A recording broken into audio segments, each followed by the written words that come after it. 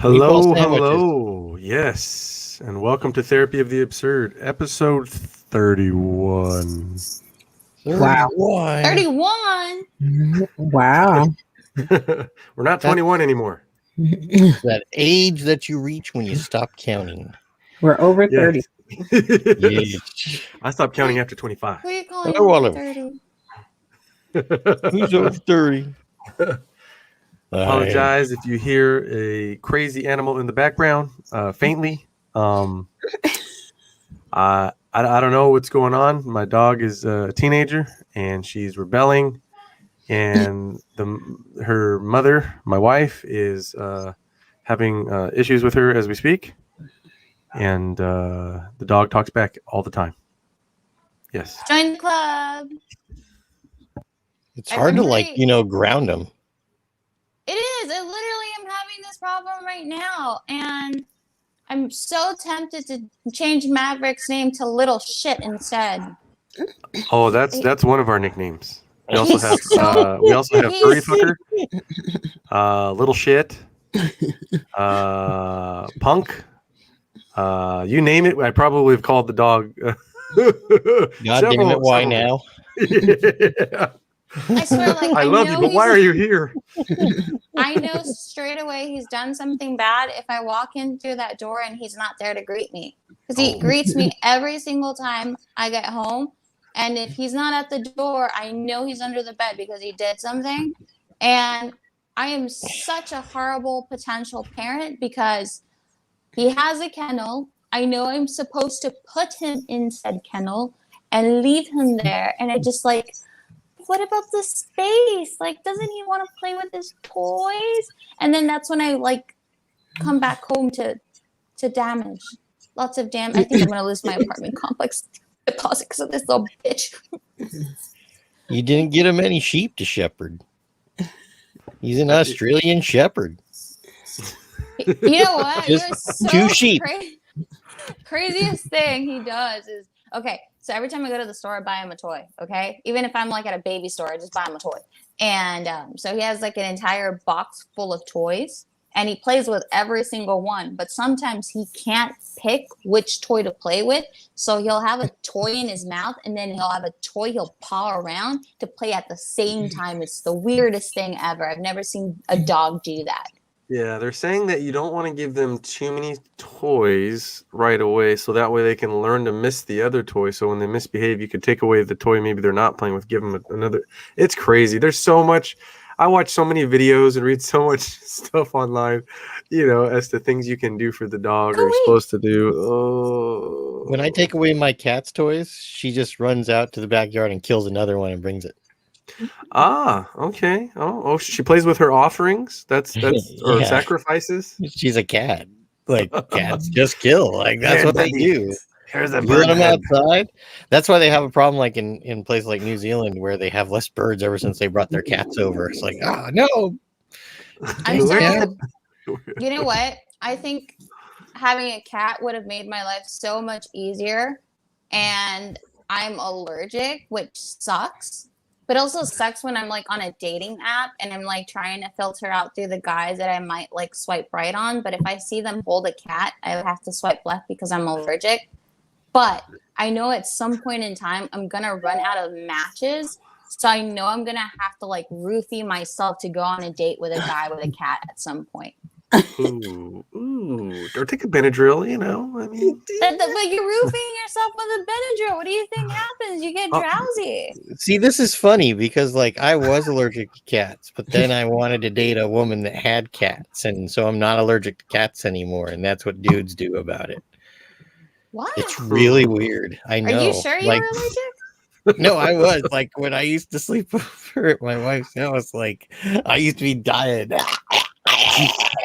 I love you so much, but I'm dying. But after a couple weeks, what happens if I have a cat for a couple weeks?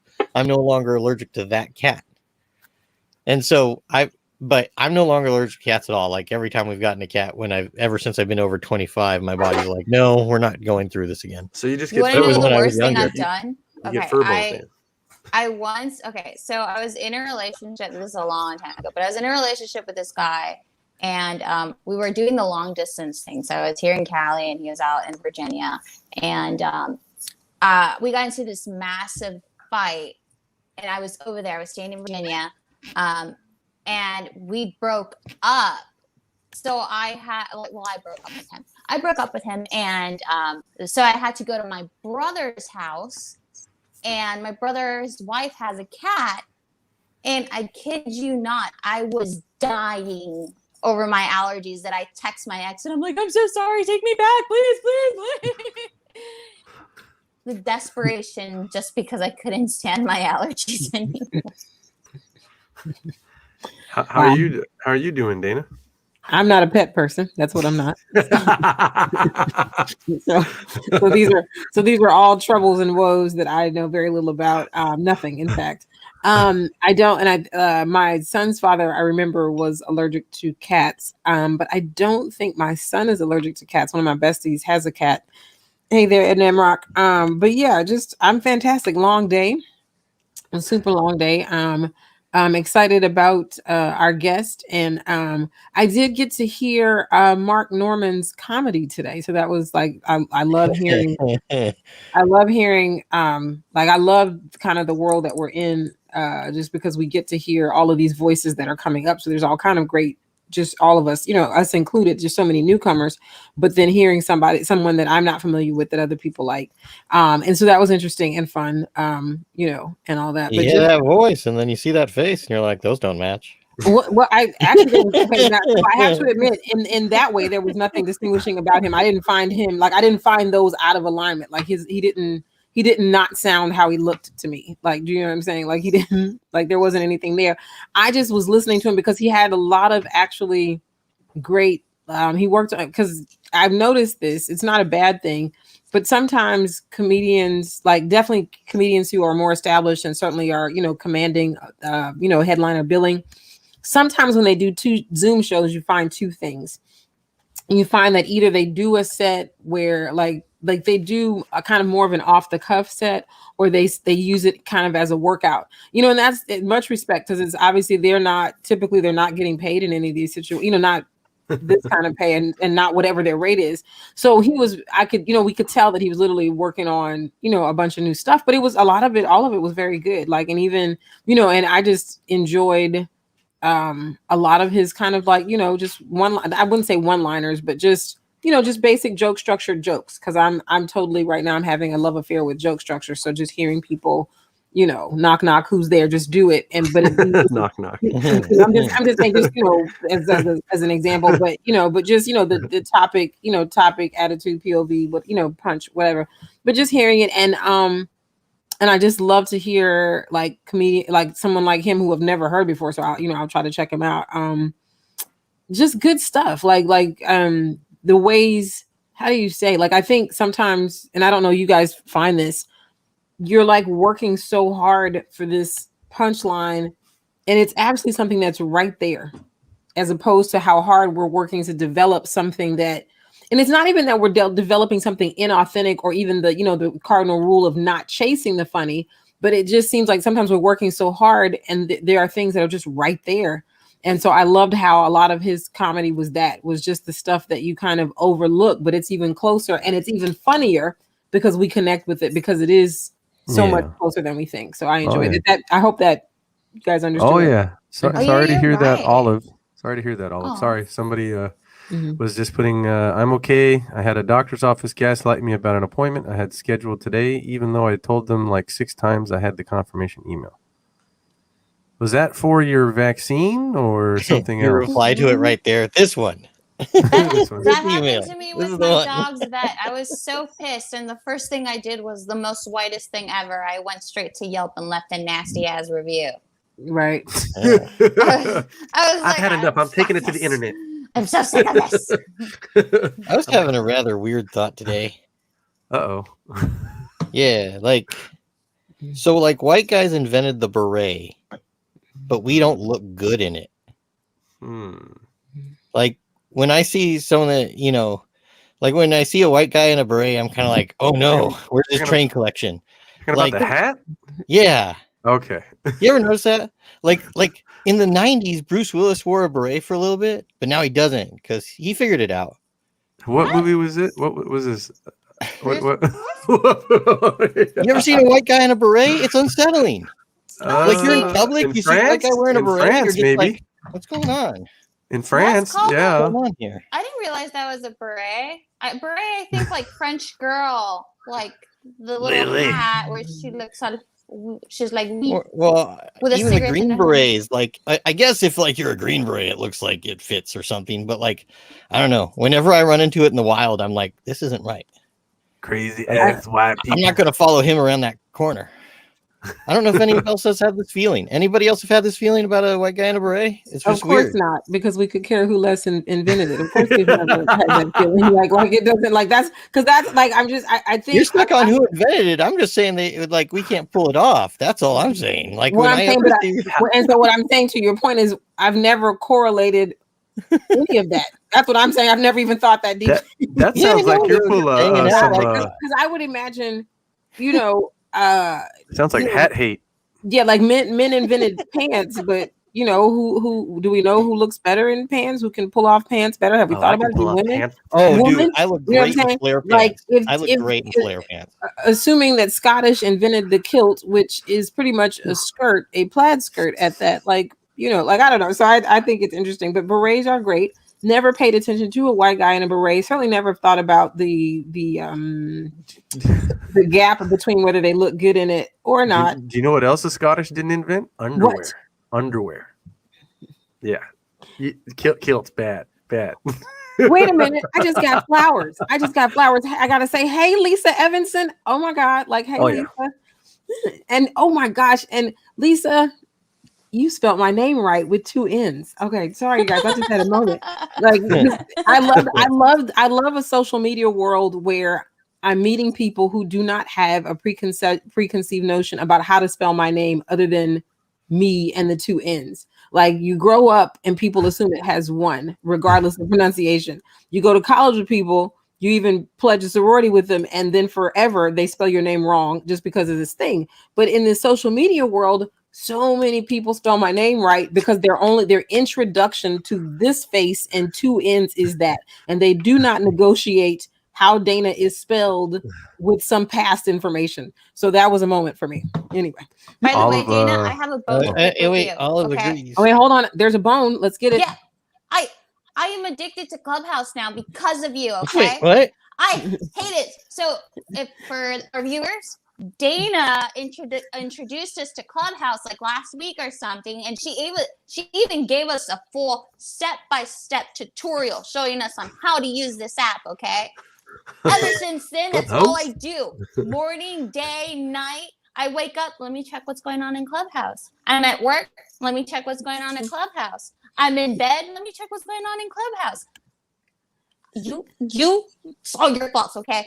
First it was TikTok, now I'm at Clubhouse. And I want to welcome Lisa, and so I'll take the beef. I have no problem because it's like everybody. It's gonna what's that word? It's gonna subside because I was that way when I got on, and you guys have better rooms now. But I do want to shout out Lisa Evanson because I'm sure she's never been to the broadcast before, and she is here to check out our second hour guest. And if you have time, Lisa, we have an amazing comic who we're about to bring on. Actually, yes, we're about to bring on. Just speaking of comics and Clubhouse. Also, this is one thing I want to say though. Do me a favor. Clubhouse is acting weird. So the next time you're in the Laugh Factory comedy workshop, Stacy, ping me because for some odd reason I'm not seeing the room. And I thought it was me, but I was talking to another comic who's in there a lot, and she was saying she's not seeing it, and we don't know why we're not seeing it. And real quick, sorry, I didn't mean to cut you off. Real quick, Olive agrees with Dan. Men don't look good in berets. No, she's going further than me. She says no, not berets. Period. But I don't know, man. When I don't know. Right. Like Dan when has hat hate. That's all. No. It's just I've seen things. That is so funny. So at 8:16, we are so excited. We have an incredible comedy producer. Like you guys in the trenches, and this is to our audience in the trenches of the comedy world as we know it at this moment. One that is a combination of Zoom and outdoor shows and a few indoor things. We have tons of comedy producers that are come lately, but we also have in our midst comedy producers who've been at this, who produce shows for the military, who still like just make funny America, just all these great things. And so we have with us an incredible comedian who we want to just pick his brain and find out all about balancing military life, shows in Asia, and now back in America, shows in America. We want to welcome Bucc. We call him Paul Bucc Gittens to the broadcast. Welcome. Yes, welcome. Woo! Hey, everybody, what's happening? What's happening? What's going on? Turn up. Hey, Dana, thank you for that wonderful introduction. I'm just wearing no pants underneath this for me. Yeah, it was just a sexy introduction. Thank you. Wait. In the We're military, you missing could wear something. camouflage. We're missing something that you showed us before we went on air, and I would love our viewers to check that out. Oh, my Soul Train magic. Yeah. Now he's gonna wear more on the upper body than on the lower body. This man has such great bone structure that goes perfectly with it. You know, because I'm naked. I'm wearing no pants, but I definitely need to rock this afro because I just believe that everybody should have one, baby. Yes. If you're wearing camouflage pants, we also would not be able to tell. Right. And that matches camouflage. That's all I can say. I want to give a couple of little story about how I met Bucc, and just that he this is someone who I met on an incredible, I want to say it was like I think we were in for an hour and a half, like maybe 2-hour mic on a Saturday morning. Oh yeah. Yeah, like those mics were long, and they were very long. very long. And Bucc was the host, and I think that I was totally, there's now an echo again.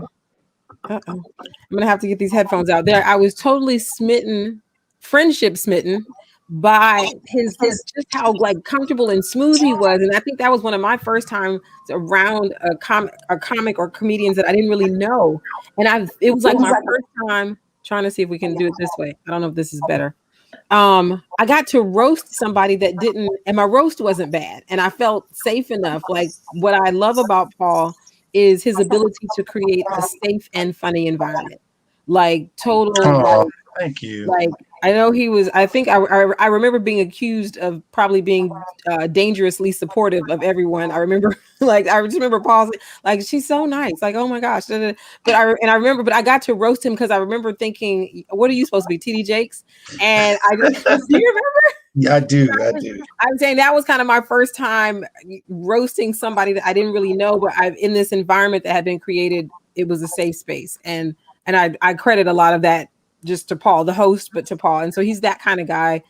He's definitely a comic, a comedian in arms, but he's funny, but he's welcoming. Like, this is everything. So welcome to the broadcast. Yes. Damn it, Dana. Again, thank you for that. Hey, everybody. What's going on?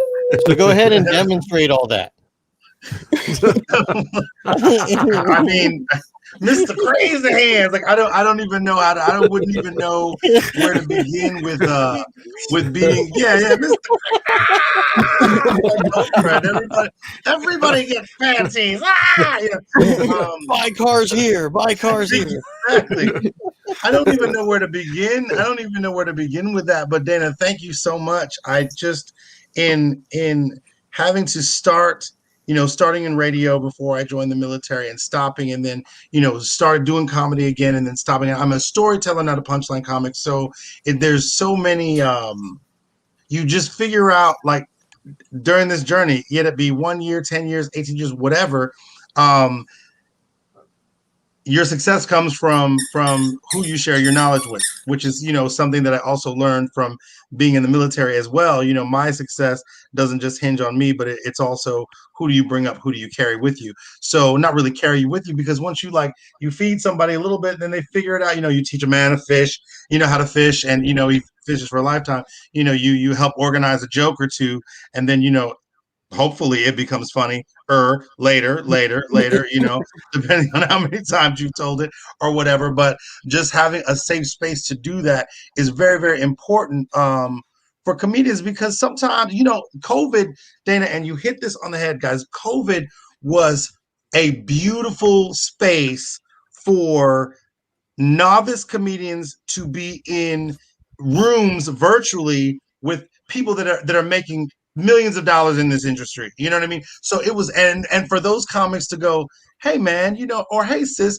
that was a really good joke. Hey, try, do this, do that, and you really got something there. Like, keep it going. That same platform that Dana talked about, this brother Anthony, we would have these long like open mics on Saturdays. It'd be 2-3 hours, and then it just turned into, we just started talking shit.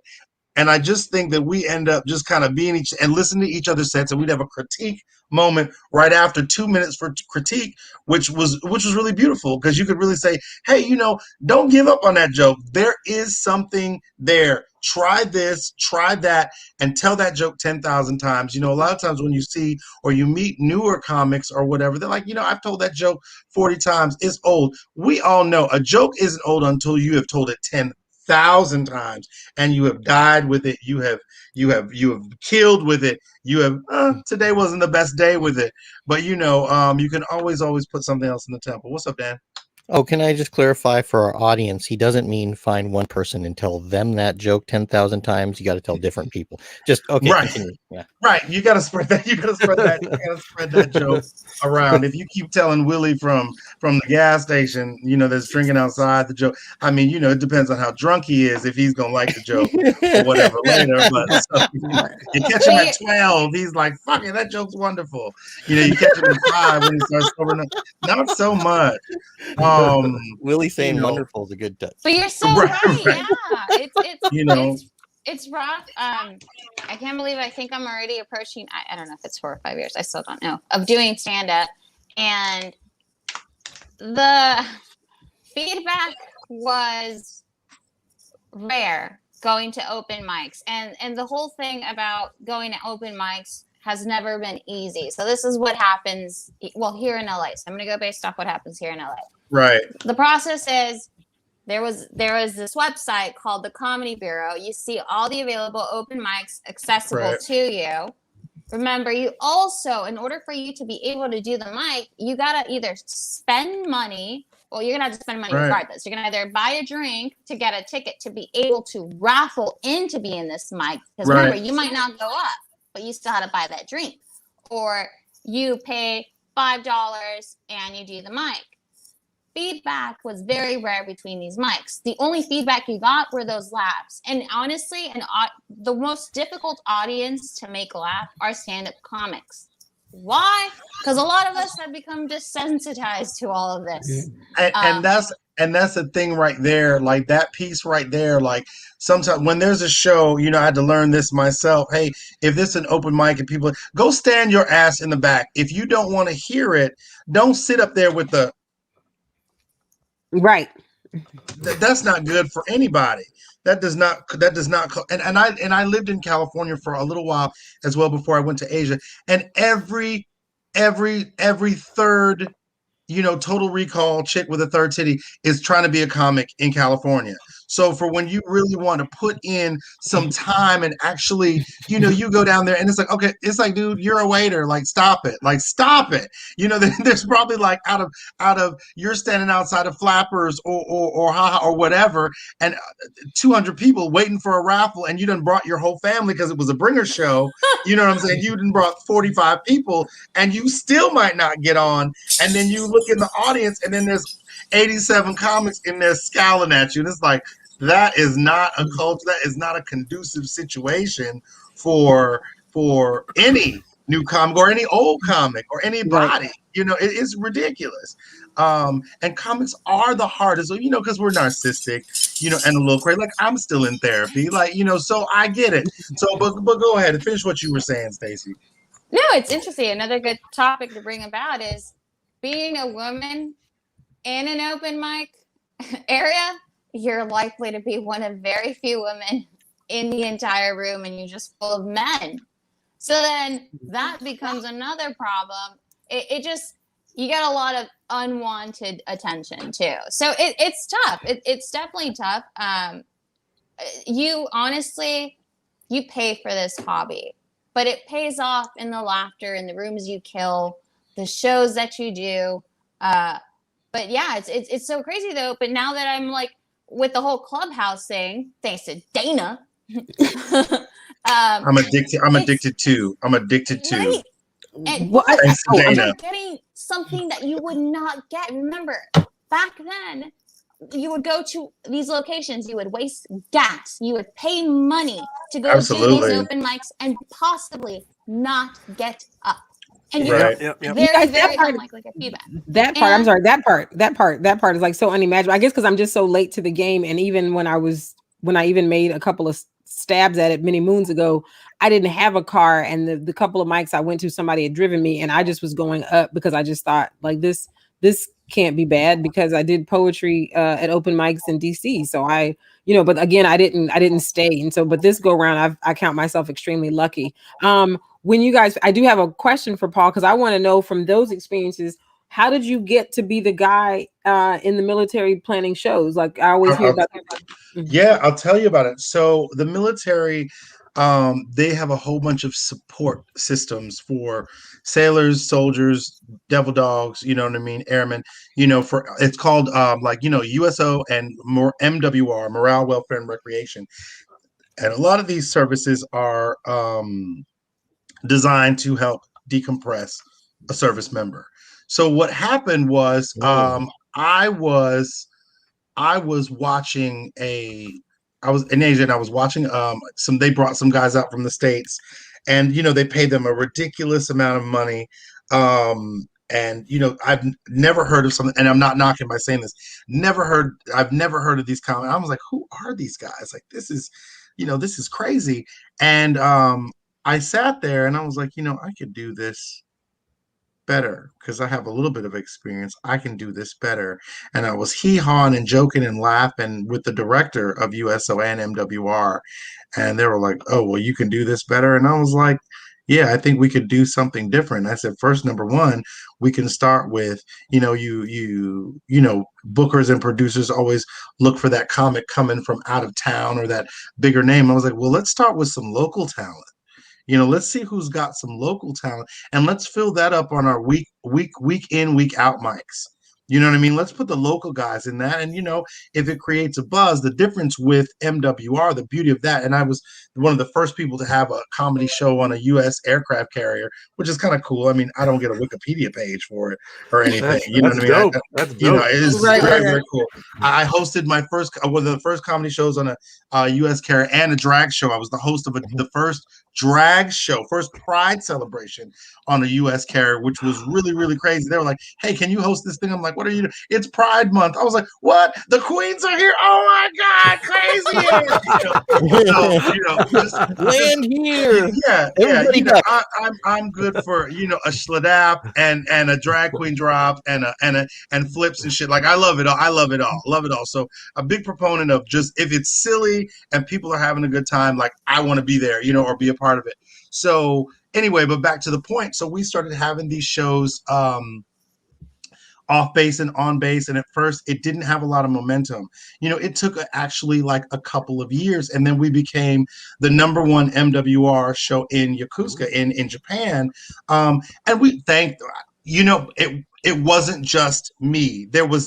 I was also part of Stand Up Tokyo, a big comedy circuit in Tokyo, where the scene overseas is so crazy because men and women, they're really working hard, and they're going to weird places like Mongolia and Thailand, and then when you go back stateside, it's just like, wait a minute, are you fucking kidding me? Like, I got to do a 3-minute set right here. I've performed all over the world, and now I've got to start over. But that's just me and my diabetes acting up.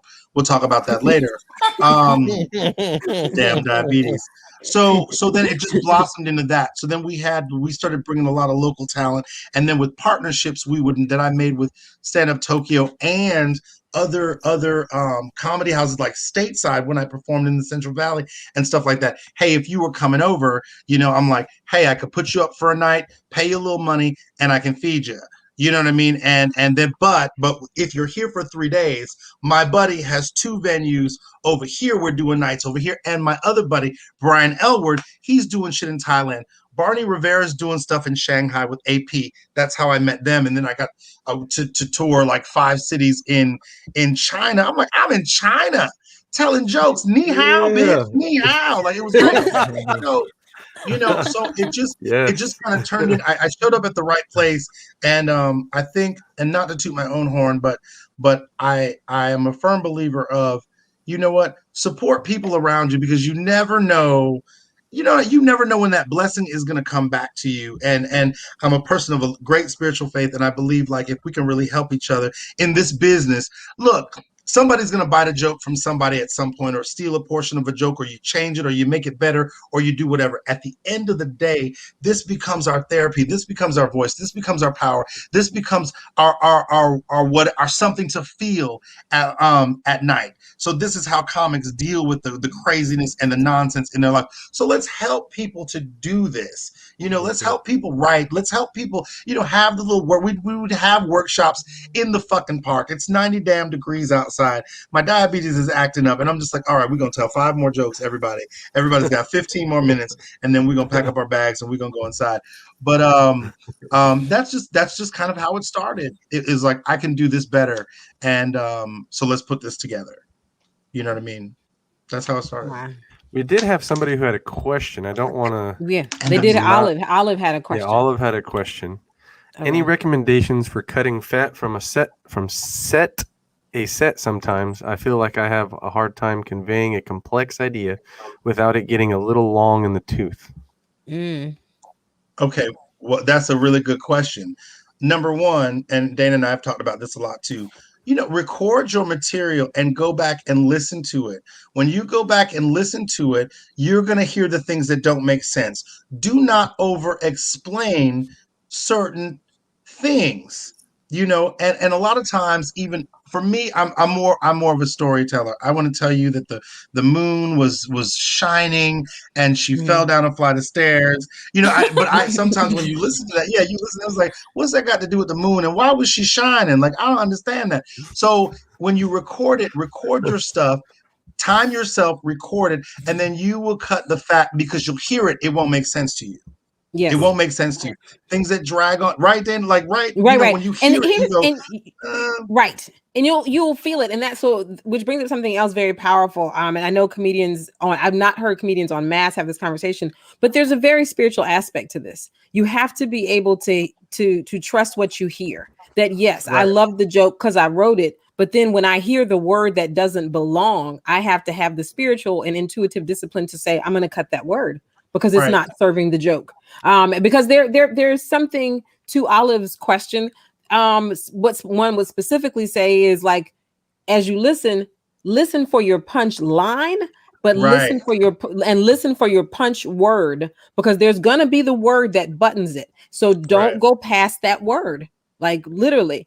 And so that's it. But the best place to start is exactly what Buck said. Record yourself, trust what you hear, released at fat. And in the more technical way, like I said, make sure your punch line is clear, and then find your punch word. And that will help you, because it helps me. And you can hear, and what's so nuanced about it, this is the part that I struggle with, because nerves and anxiety get in there. Don't repeat your punch word. Once you've punched it, that's it. If you have a tag, do that. But try not to repeat. I'm guilty of it. So I'm not saying to that it's easy, but I tend to, and that when you get that nervousness, I'll say it again. And sometimes it bears repeating. I'll say this. It bears repeating if people were laughing and you stepped on your laughter or something like that, then it may bear repeating, or maybe bear the pause. But for the most part, let the joke breathe. And again, so that I don't overcomplicate the answer, do it. What Buck said, record it, listen to what doesn't work. Then your punchline, be true to it, and then find your punch word. Right. But to add to that, I have an exercise in this area, by the way, just a simple exercise. Just like, so exercising a muscle, you exercise certain things. One of the things to keep your things succinct, look for those Facebook games where it says, say what this picture says in 3 words. And like the ones that say it's specific, not ones that say 3 words or less. Ones that say the picture in 3 words. And when you start doing those games a little bit more, you start figuring out this was the word that was actually the most important. Wow, that's a good idea. This area. Sounds like a good to trainer. to add to what Dana and Mark said, Paul said, or wait, I'm calling you Buck. Buck is preferable, right? Buck is the okay. So to add to what Dana and Buck said, sometimes, and it happens to me, and it happens to a lot of my other stand-up friends. Sometimes we don't hear that where we don't know where to cut the excessive lines that we have, because again, we don't have anybody else's perspective. I always find it best to run my jokes through someone else, because they're going to catch things that I don't catch. To me, it sounds hilarious, right? To me, myself, but then I read it out loud and they're like, no. Right. So workshopping is great. I would run these with somebody, but don't run it with like a significant other. Don't run it with like your best friend or Absolutely. because they're going to be my wife loves the my worst jokes. critics. Okay, your worst critics will always be your significant other or your parents. Just try to find an unbiased third party to run these lines with. They're usually going to be the ones to say, I think you should remove this one part and all of that, because it's harder for us to catch all of that. Sometimes we think it's in sync, it's perfect. I'm like, well, but you find out all you need to do is just get somebody else and just get that one. You need the tough love, man. You got to get the tough love. I would hold it up right now, but I usually keep it nearby and I don't know where I've put it. It's probably in a bag. Judy Carter in the Comedy Bible says, find a comedy buddy. And first of all, so Olive, that's a thing too. Like if you don't have Judy Carter's book, I recommend it highly because it's one of the most accessible texts, no matter where you are in your career. And I know veterans, Rodney Perry, our dear brother, like who still recommend that book and still read that book. So, but, and even before you get the book, find your comedy buddy. Because I have a comedy buddy that I meet with every Thursday from 12 to 1, standing appointment, and all we do is run material past each other. And we worked on something today she had.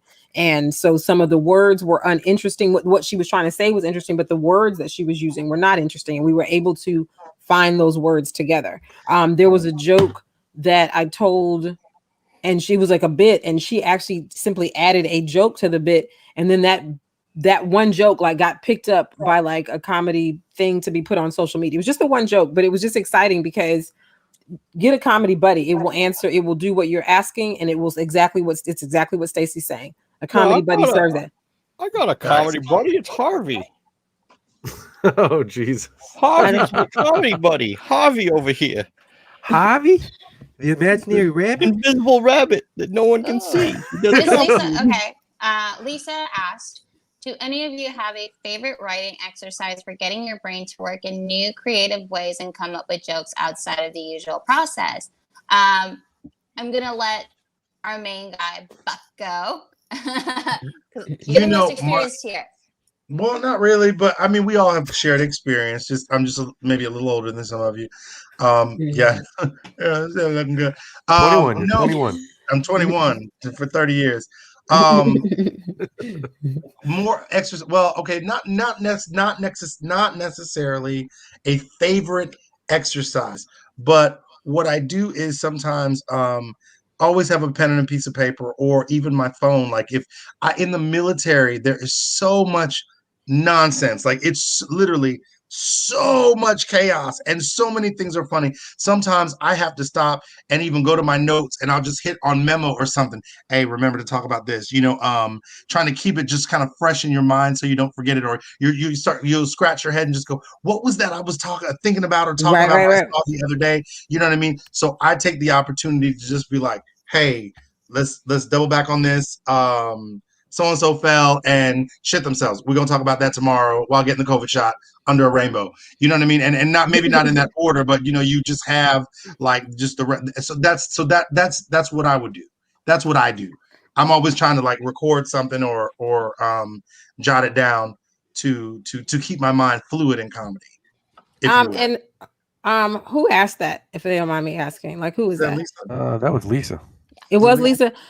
Lisa, let's stay in touch because there is I don't have a favorite writing exercise. I pretty much do what Buck does because in my world, right, I just think everything is fucking funny and everything like springs me off of an idea. Some of my best stuff because I feel like I have so much stuff. I've been able to really punch a lot of stuff just because I love callbacks.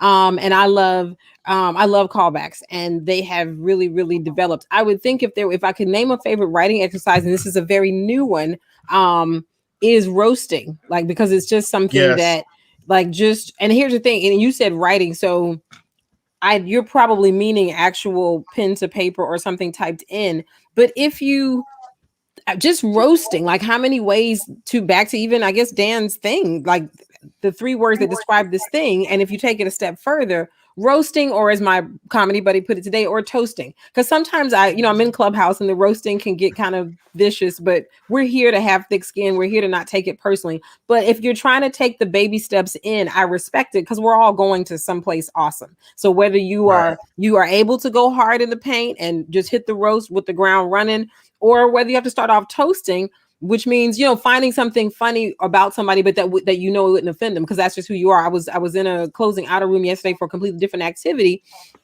and all of a sudden, the spirit of comedy, the Holy Ghost comedy spirit, hit me, and I said, "Karen, why your picture look like you about to start talking, girl?" And so your smile, your smile so pretty. Look, you ready for a dental commercial? And so, oh, this one woman, her name was Carmen. Like, her picture, I said, "Girl, you looking like an album cover right now, like a 90s R&B diva album cover." That's what your picture, so even though I know these may sound corny to somebody, it really got my brain moving. And I'm not yet a roaster. If anything, I roast myself. But in terms of an exercise, like that thing about describing things, I think there's, as Dan saw it on Facebook, but I think that's a way that can help you as an outside writing exercise, like, that's for And me, also describe people you see walking around, like, just without their knowledge, though, or they get pissed. so you roasting folks. He's got You clown talking about stock roasting, or No. what- If you're just like sitting there waiting for like a car or something, hiding in the bushes, Dan? walking around, you just go like, "I bet that person, I don't know, goes on adventures with I don't know, an armadillo." Yeah, but don't let them hear you talking about it. Don't let him see you in the bushes, though, Dan. That's bad. Right. That's bad. Yeah. No. I'm gonna leave that right there. Put the You sunglasses got on clown and watch. shoes. And I have a question for Buck. When you finish, I have a quick question for him. Okay, I was just gonna give I suffer from clinical depression and ADHD, which is the worst combo ever. I hit my periods where I have absolutely no inspiration. There's no creativity, just whatever. And it hits pretty hard for periods of time. What I realized helps for me is ranting. Me just going on there, not going on, just straight out talking about whatever happened that week. My complaint essentially becomes my punchline. You get it? Like, my complaint is my premise, and my reaction to that complaint is my punchline. And I found that to be the best way for me, not only to get out of my funk, but they've led to one of my greatest, like, they've led to some really great jokes that to this day, even years later, still stand. But ranting, honestly, has been the greatest thing for me. Even if you have no idea what you're going to say, just start talking. Just start talking. Yes, because there's stuff that. Yeah. Yes. Record that shit too. Record that shit and listen try to to it. record. Record that. I am Buck. I have a good interview question for you, but I have to share something, and you help me, Stacey. The other day, I was frustrated because I just got the new Apple iPhone Pro Max, and I'll be doggone you guys. If you're an Apple person, when you buy an Apple phone in yesteryear, it would come with not only the cord, but it would come with the charging cord, and it would come with headphones. And I was like, I wish the box was nearby. But I was like, Apple, what the fuck is this? Y'all just done left us hanging. Ain't no headphones in here. Yeah, I realized when I opened it up, like, it's got a cord, but it don't have a charger cord anymore. Yeah. I was like, so to Stacey, I was just ranting. I was like, how y'all know I already had these AirPods? What if I didn't have these? When I just ain't got no headphones, just fuck me. And all this money I done spent, right? No, like, I can't even plug this thing into the wall. Y'all have left me, like, I just went, so I'm just saying, so I agree with Stacey, because there's something on several levels. There's the comedy level and there's the emotional, spiritual level. that something has broken open, and you can feel energy moving through. So I agree with that on a lot of levels. Buck, Well, we got with I know that we got going on. we got to shift out of you, but I got to ask. I know we're behind schedule already because we're working on that. But Buck, we didn't talk about who are your comedy heroes, because we're gonna end this broadcast even after we say goodbye to you. We've got we're gonna be talking about female comedy heroes, but tell us maybe your top 3 comedy heroes. Who influenced you? How did you know that comedy was even a thing for you? This is gonna sound crazy. Martin Lawrence being one of them. Because the whole I could just throw the whole Def Jams, because for a little bit now, and not to get racial, sometimes different comics from different different ethnicities, sometimes it's a little it's different. So when I used to watch Martin and them on Def Jams, it was a big thing. And his show, I was a big fan of his show because it was so. I like ignorant. I tell you, I'm a dick shit cunt comic, so I like ignorant. I like it to be ignorant. I like it to be funny. I like voices, characters, raunchy. I love all that. So I was a big proponent. And then, I can't even go even further back. My dad had those old Richard Pryor and Red Fox records that he listened to in the basement. Paul Mooney wrote half that stuff. So I have to go with the Mooney. But I would say, as far as the 3, for me, it would be Martin, Pryor, that kind of that whole Pryor, Robin Harris kind of generation, and the one kids. Really, this is gonna really throw people off. There was this comic years ago. Judy Tenuta used to be one of my favorite comics, and I don't know if you guys remember.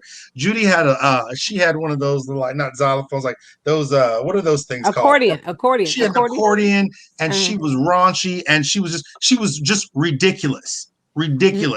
And it was what show? It was not USA Up All Night, but it was some show like that. And they would have a comedy segment real late at night, and she would just be playing the accordion, spitting and snorting. So I kind of like. She was just amazing. And I liked Roseanne before she got racist. And I've been influenced by male and female comics, because at different times it was just like just dope. Like it wasn't about, oh, he's a comic or she's a comic. It was like, that is fucking funny. You know what I mean? Like that just had me rolling. So I have many influences, but I kind of gotta go with, I'm a little old school with I'm sorry. And the Wayans brothers, because Damon, baby. Absolutely. Damon, Keenan, White Chicks is my favorite comedy. Everybody's like, why is that movie so crazy? Because it is so ignorant and ridiculous. It is so ridiculous. So that's where I am. Okay. Yeah. So we want to also go into our next segment. We're gonna do half of that segment. That's okay though. Well, no, we have time. You see, I looked at the schedule. We're good. Okay. I'm so sorry. No. You're perfect. Like, so this is we're doing. I'm excited. Ready, set, go. Is that what we're? So, Paul, I have to ask you the question. I'm sorry, Buck. I have to ask you the question. Dang it! Told you it was easier to do the one that I read, and that's not the one that I read. Name, date, or size? Size. Oh, it's always size with everybody. All right, now This is a game we call Ready. This is a game we call Ready, Set, Go. And in this game, we're going to show a picture as soon as it freaking shows on my screen here. I haven't shared it yet because it's not working for some reason. Come on, computer. Well, there we go. There it goes. I was going to say I had something funny, but it's not. It's all not right. Even, so, but this is where we kind of do a caption contest. I'm going to show a picture, and we have to say a pretty much caption of what's in that picture that we think is the funniest. All right, here we go. Stefan, if you present that, please. Yes.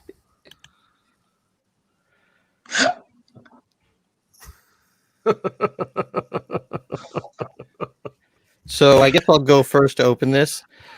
Hey, these ones have strawberry. This is strawberry. Oh, strawberry milk? Okay. Yeah. Is that Carrot Top?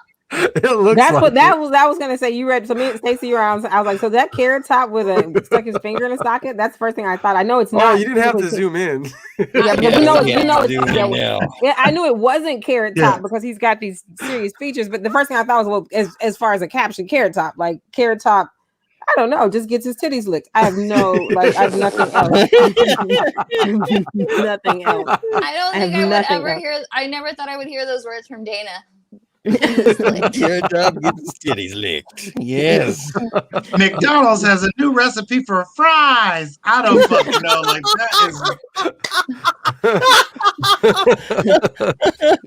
that's an afro, man. and people in the background are okay with this. Like they don't see him getting his titties.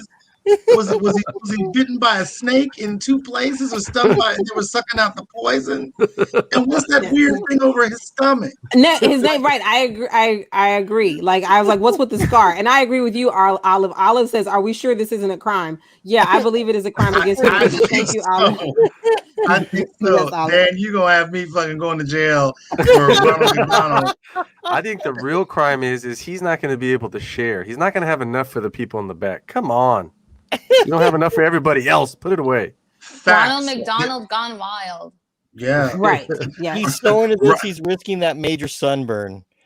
Because I'm trying to figure out the makeup on his face. I'm trying to, you know. That's Like- Ronald. That's 5 o'clock Ronald. That's There's no Ronald makeup Trump on his face. somewhere. That's his face. Lisa said, when the clown's makeup comes off. Like it just, but it still looks like something is on his lips. I'm sorry. I feel like his cheeks and his lips, like but It's like introducing McDonald's new organic vegan milk. yes, Clown milk. It's vegan clown milk. on milk, very nice. And I can't tell you much about a white boy with a shirt off. That's for sure. Right. Or maybe it's suck a titty in the park day. Like it could be. It could It be. could be. It Park could day. be. Yeah. Mhm. But I'm traumatized because I don't know if those girls don't look old enough to buy cigarettes to me. Like, yeah, they don't look old enough for anything. Yeah. Fine. Maybe they're from a farm and they think he's a cow. I don't know. Oh, so maybe they're going through Rumspringer. That could be what it was. Oh All my right, here's the god. next one. This is just gonna cause nightmares. This is the part where I'm just Give gonna Dana close the- my eyes. Okay. Can you zoom in? Because I'm afraid to zoom No, in. don't zoom in. I can't. I can't. Just You tell me when zoom it's out? over. Just tell me when it's over. This is called, this one I would call, Mom, I got the job. Oh, jeez.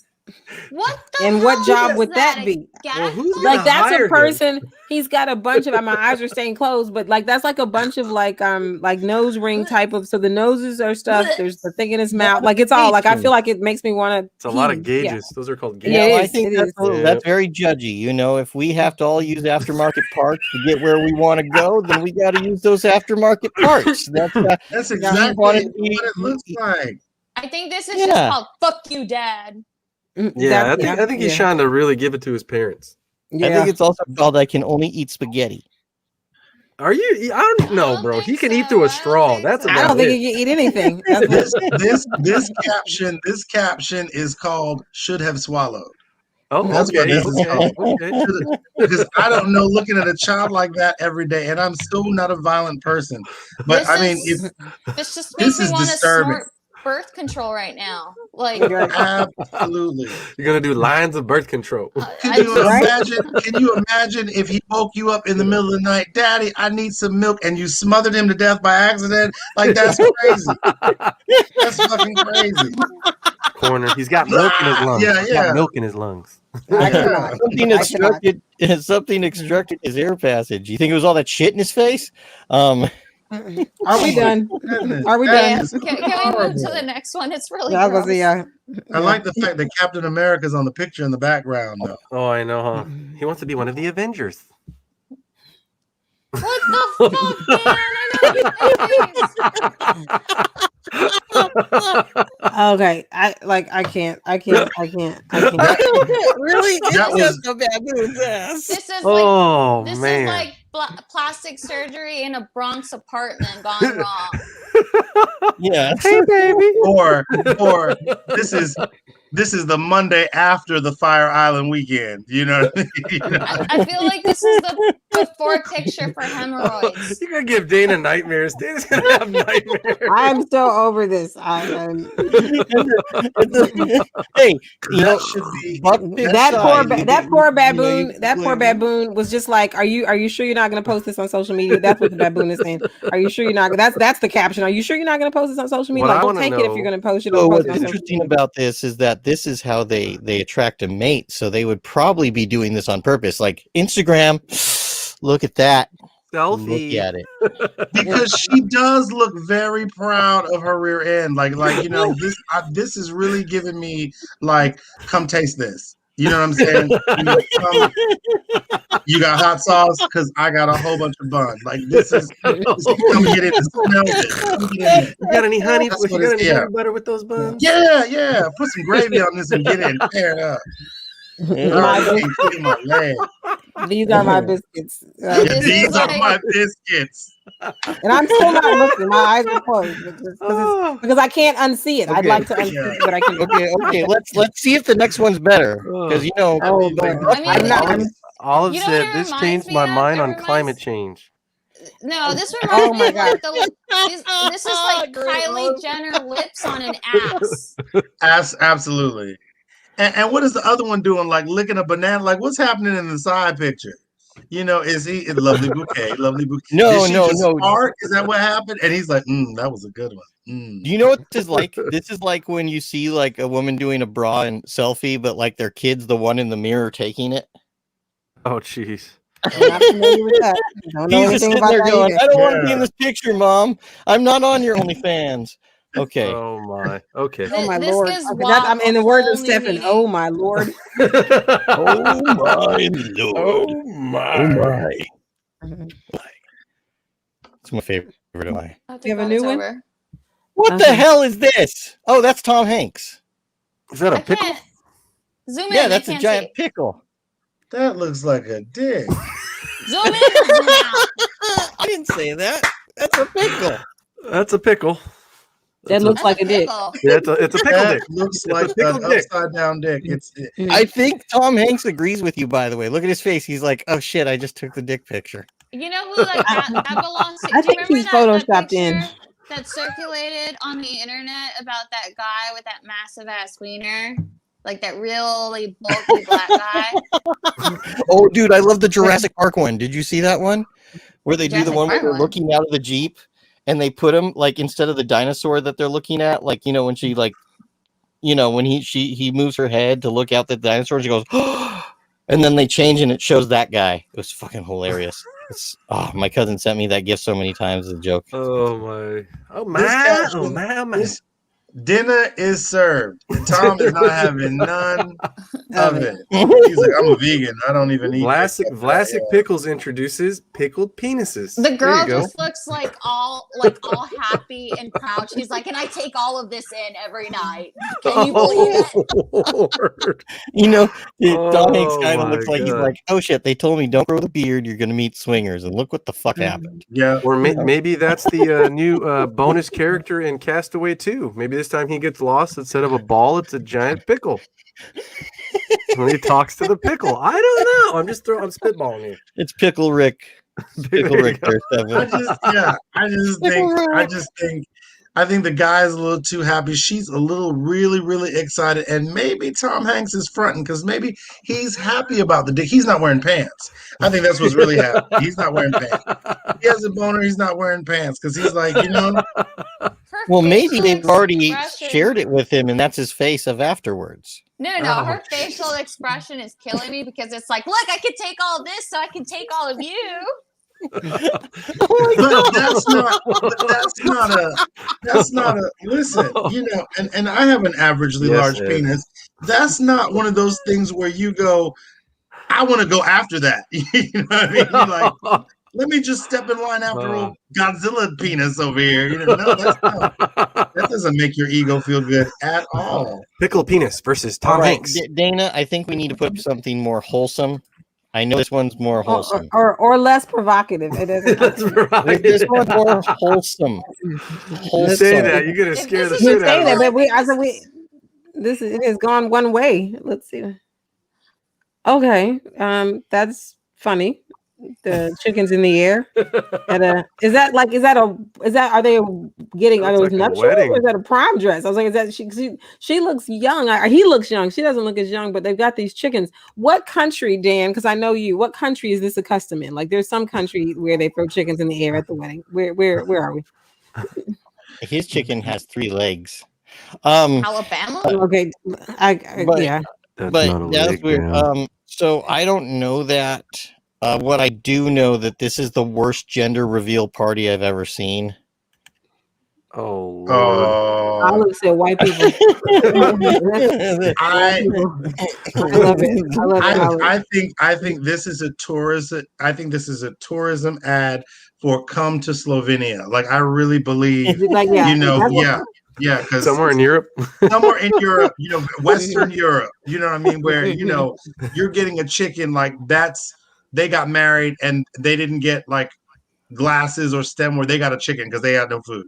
You know what I mean? Like, so this is like a wedding tourist bureau to Slovenia or one of the countries that used to be Yugoslavia, or something. You know, We have food. yeah. Just come over. We tell you you're a very good couple. We throw chickens and salt. Do you see salt in picture? You can I tell do in see- the sky. There's Oh salt my and God, they're chickens in the celebrating. air. They seasoned their chicken. That's right. So, right, and so They're like, if we there are got any, seasoning.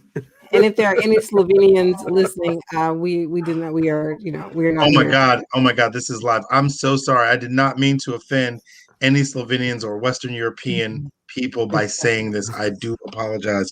This could have very well been from my country of Guyana, but the people are not brown. But yeah, we do throw chickens there as well. This Disclaimer. could And I very well might have be. meant to offend you, but I also love you. The disclaimer was for Dan. It wasn't for you, Buck. The disclaimer was for Dan because Dan. I was like, well, I don't know that Dan really cares, but I care. We're all here Doing together. the voice Because this could already. We also- have friends that talk like this. It could also be Idaho. Like, we don't like it could be anywhere. Facts. It could be Facts. Idaho It could be through Idaho. Nebraska. Yeah. Mhm, yeah. Kentucky.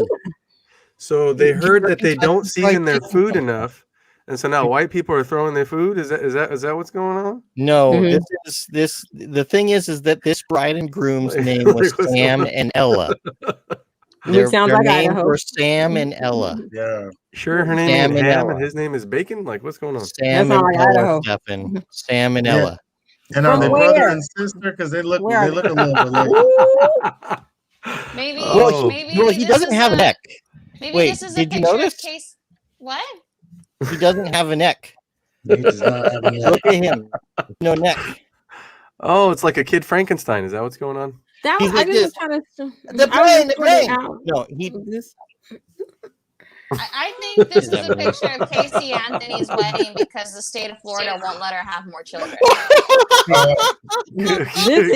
Could be. This is also a picture of how many groups and people can we offend in a span of 15 minutes. Absolutely. How We many are people can we good offend? at that. How I'll many offend countries? murderers How every many- day. And that There's could Dan's possibly flipper be chicken. a Taylor Yes. Swift album cover. Oh, By the yeah. way, Stephan, we did name this file Flipper Chicken Wedding when we We found did. it. Oh, okay. That one is flipper chicken. Yeah. These I don't know are if I can semi-random. anymore. Or are those just finally, crazy why people don't who we end play on with, this one? with food? You know. I think we should end on this one. whatever You're gonna semi-random love is. this. You're gonna love this. Oh, there's another one. Yeah, this one's for you, Dana. Okay. So we got some food. and here's what's crazy. There's something about it that I actually like, and neither of these are animals that I care anything about. Raccoons scare the shit out of me, but right now this raccoon does not look scary, and the fact that he's carrying that cat with such care, and the cat is sleeping, I love it. I'd put this on a t-shirt and wear it. Like, I just totally. He's Yeah, like, I'm sure. Mommy, I brought don't you a even know. sacrifice. Yeah, I don't Right. even know, but I think the cat is alive. You think the cat is dead, y'all? No, it's no, alive. it's I think the alive. cat is alive. I think the cat is alive. I just feel like, but I feel like there's something other than that fire extinguisher. There's something so gentle about this photo because raccoons are just no. Like if anything, there should be a segment on like adventures with raccoons. And if there's anything in California that has me shook from inside my car, raccoons are just Facts. Yes, right, Olive. right. You don't like the bandit mask, do you? Like you're afraid they're gonna rob you? It is not even that. First of all, I loved. Let's go back to Olive's comment. I love that. I think that's the best caption. I feel like she won the caption contest. No, you can't keep it. Like I love that. Thank you, Olive. Yeah. Mommy, can I keep it? No, you can't keep it. I think you just won the caption contest.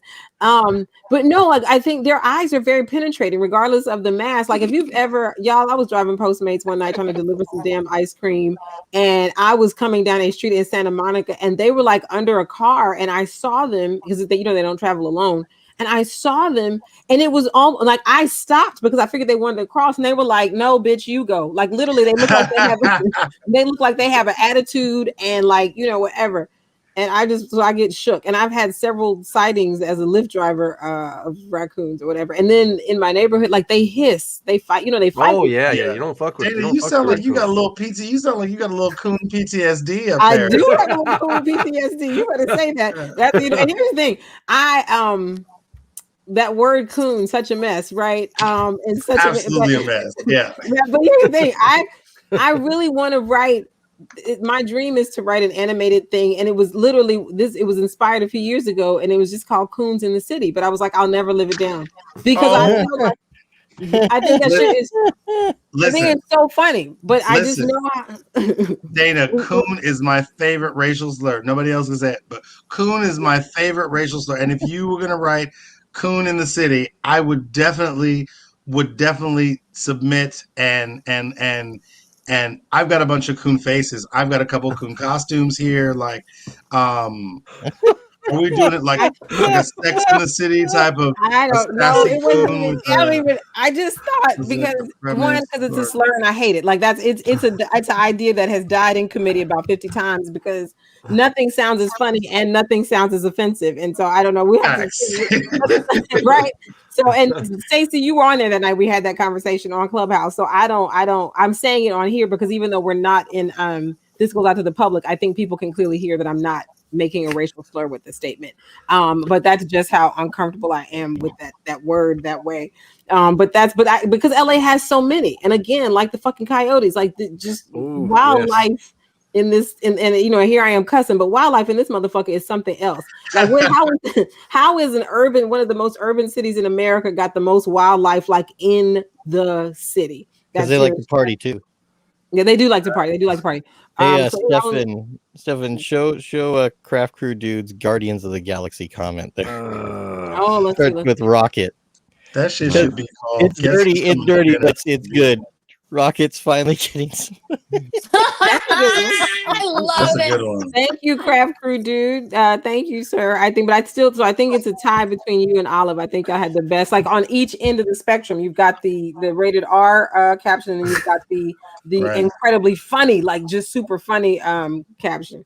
Maybe he's going to his parents. Can I eat it? Yeah, or that's definitely guess who's coming to dinner. You know what I mean? Guess who's coming to dinner. Oh, guess who's coming to dinner. Sorry, Buck. Yes.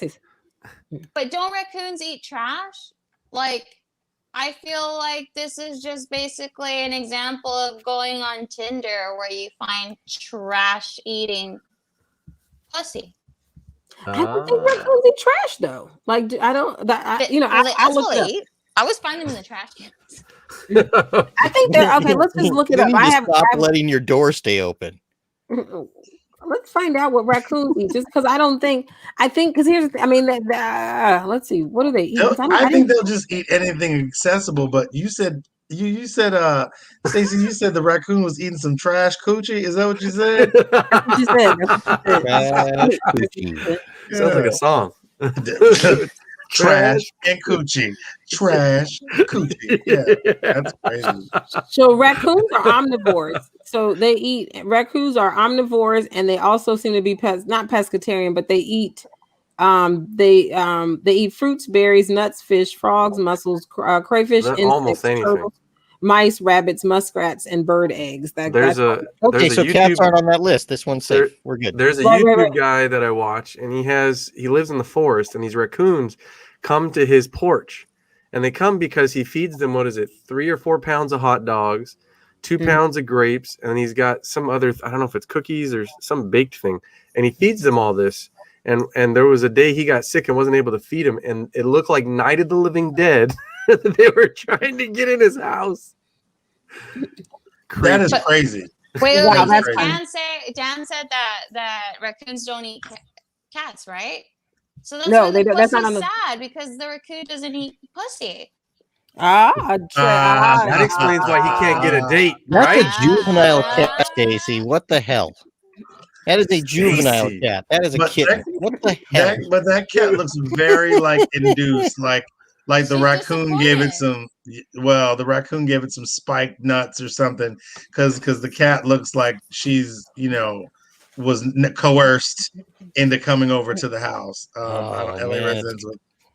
Well, I will say down here where I am in the South Bay area, Torrance, the PV is just right up the hill. I don't live up there. I ain't got that kind of money. But the coyotes come from up there down here. And due to the pandemic, when they had all these lockdowns where people were, not going outside, they've been getting really brave where I live. So you could take your dog for a walk like 7, 8 o'clock, and they're already out there. No, man. I deal with coyote. Well, I grew up, and so my family's home is literally right next to a park, like a wildlife park. So I've like dealt with coyotes and everything. We had a problem at one point where like bobcats had babies in our shed. Oof. And I have a video which is hilarious about it. But the problem is the coyote situation was so bad. The reason they were going into the neighborhoods and they were out in public, not caring that people were out there, is because there's apparently a food shortage. And that's why the bobcats had resorted to staying in our shed, which is very unnatural. Like they don't get near people at all. But because they were like basically the next on the food chain for coyotes. But yeah, coyotes are just boring little shits. Like one time, one got really close, and I'm like, "Get the fuck away! Get out!" They They can be looked very at me. brave lately too. Well, if they're in packs, if they're by themselves, they're fine. By themselves, I hear they're just whatever. But three If they're in packs, constitutes you a pack. might run into an issue. The only Yeah. downside to getting bit by a coyote is you have to quarantine and get a rabies Rabies. vaccine. Yep. I actually had a bathroom emergency because of a coyote. I was driving back from LA and I was going through the Grapevine. I was driving back to Visalia, and are you guys familiar with driving over the Grapevine to go through get to the Central Valley? So I was up on top of before I got to Teon Ranch, and I was coming down, and I was like, "Oh wow, I've got to pee." And there's like two little random gas stations up there. So I pulled over on the side of the road, and I put on my flashlights, and I leaned down by my car. This is guy shit. Like I leaned down by my car, like in a V, pretending like I was checking my tires, but I was peeing, right? Full on peeing, and I turned and I looked. And this coyote was about 30 meters, like on the hill, and was like, "Arr, arr." And I pushed out a little harder to get all the pee. And I'm like down in this weird thing, and like traffic's coming by, and I completely shit myself because of that damn coyote, and had to drive to the next service station and throw my clothes out and wore sweats like "Welcome to Bakersfield" or whatever. I had to buy the whole ensemble due to these damn coyotes. Yeah. So I'm not a fan of coyote. Yeah. We have to have you back, Bucc, just to do that set. Because like that's what you guys, even though we're at the end of our time, like that's what I love about Bucc. Like, how do you he told that story with a straight face. He told that story that in a way that I felt like we were more concerned about. Like it was so funny, but we were just more concerned about shit in your pants. I don't even know how to explain it. I think your comedy is magical in that way, sir. I thank you so much, but I have PTSD from coyotes because I shit myself. Coyotes. A coyote. Coyotes. That's how old black people say coyote. Coyotes. You see them? It's a coyote. It's a coyote. Coyotes. That's a coyote. I like that you use the term full on peen because that makes me think it has that like reward shiver at the end. Right.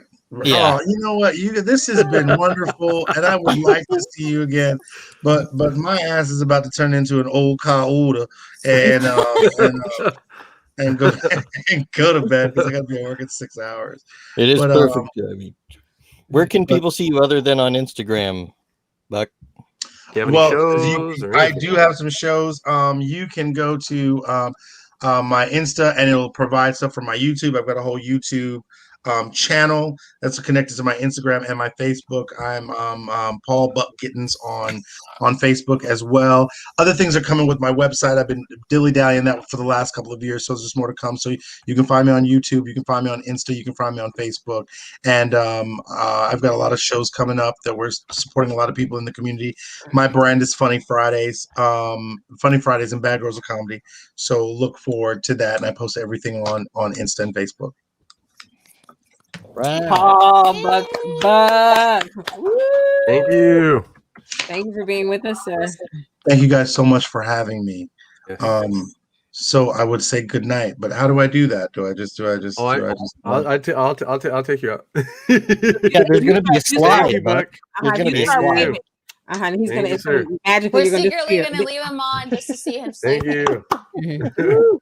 Yes, please go to Instagram, Paul Buck Gittens, and we have it right there on the screen. And I also put it in the comments for everyone. Find Paul, find out about the shows, the YouTube stuff, everything right there. Oh, and just remember for you fans of 90s rock, today is 3/11. So Jesus Christ. Oh, no one remembers 3/11. Oh, Stacy was too I still young. have She was like a baby back then. PTSD 311. I'm 90s, trying to forget, bro. I'm trying to forget, Dad. Thanks.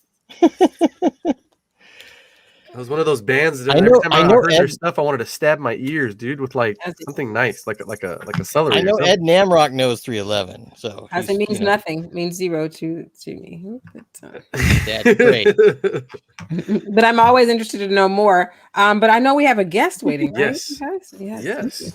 So I will introduce. So we have.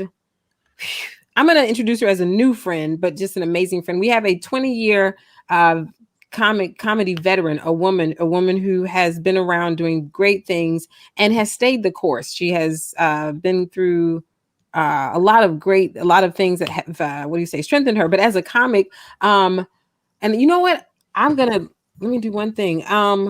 She hosts on Clubhouse. We'll go backwards. She currently hosts on Clubhouse, the Laugh Factory, comedy workshop. But she has been a staple, just a regular at the Laugh. I don't know why I keep wanting to say Laugh Comedy, the Laugh Factory here in LA forever. She is just a mainstay on the scene. She comes from the Bronx, I believe, and she's going to tell us if I'm wrong. She is this is what I love. She's half Puerto Rican and half Jewish. And I just think the stories are amazing because what a mashup. Corinne Irizarry, and if that's incorrect, she'll also tell us. But you guys, I would just say I have nothing but flowers. I toast. I don't always roast, but I'm learning to roast. This is someone who knows how to create an amazingly safe and wonderful space for comics. She is innovating the space of comedy on Clubhouse. And so she's taken and parlayed all these years of experience and amazingness from coast to coast to then turn to keep up with the times. We want to welcome just a comics every woman in Renaissance, Corinne Irizarry. Hello. Oh, wow. I don't know if I feel worthy of that introduction. That was awesome. Thank you. I'm going to have you hype me up everywhere I go. Thank you for having me, guys. Thank you for joining us. Thank you. You got everything right. Almost. I'm 100% Puerto Rican. I'm a converted Jew. Oh, got it. Okay, so I'm sorry, you got to tell us about that. You're 100% Puerto Rican, and here's what's crazy. The whole time that I was hanging out with you, I was just kind of like, well, where's the Jewish part? Like, what's Jewish? Like, I kept on like that's how I am. So tell us about the Jewish part. Well, my mom had passed away my senior year in high school, and the people who took me in was this Jewish family, and she was the lady who worked in the high school, and it was one of those things that kind of and eventually ended up happening because like I just looked at the Jewish faith and tradition as more along the lines of what I believed as far as spiritually and religiously. Like I wasn't into the way that the Catholics were shunning, everything. So like I wasn't on par with that. And not to even mention, honestly, like I even use the Jewish term loosely only because of the fact that I've always been more of a spiritual person than per se religious. Like when we were growing up, we were poor as shit. Like we were homeless. We went through it. And basically everywhere we moved, we were a different religious affiliate. So like when we moved to Florida, we were Baptist. I was baptized in a Black Baptist church at 12 years old in Florida. Now, I can't tell you there is nothing blacker than a Baptist church in fucking Tampa, Florida, because that shit was crazy. And the reason why we did it is so that way we could get a supply of bread to last us like 5 months. Because they were handing out bags of groceries. So my mom's like, "Oh, Corinne, you're gonna get baptized and we're gonna get the food, okay?" I'm like, that's right. You gotta eat. Like, I'm gonna get dunked in a fucking dirty tub of water that motherfuckers haven't been washed in weeks. I'm like, all right, I guess we're getting free food. What the fuck am I gonna do, right? Yeah, that's why COVID baptisms haven't gone well. Exactly. But, another one? Aw. So that's how that came to be. Like, I decided later on that I wanted to convert in a way that made me feel more connected to the religion. So, like, I dabble in all of them. Let's put it that way. I dabble in all of them. Lisa said she loves you, Corinne.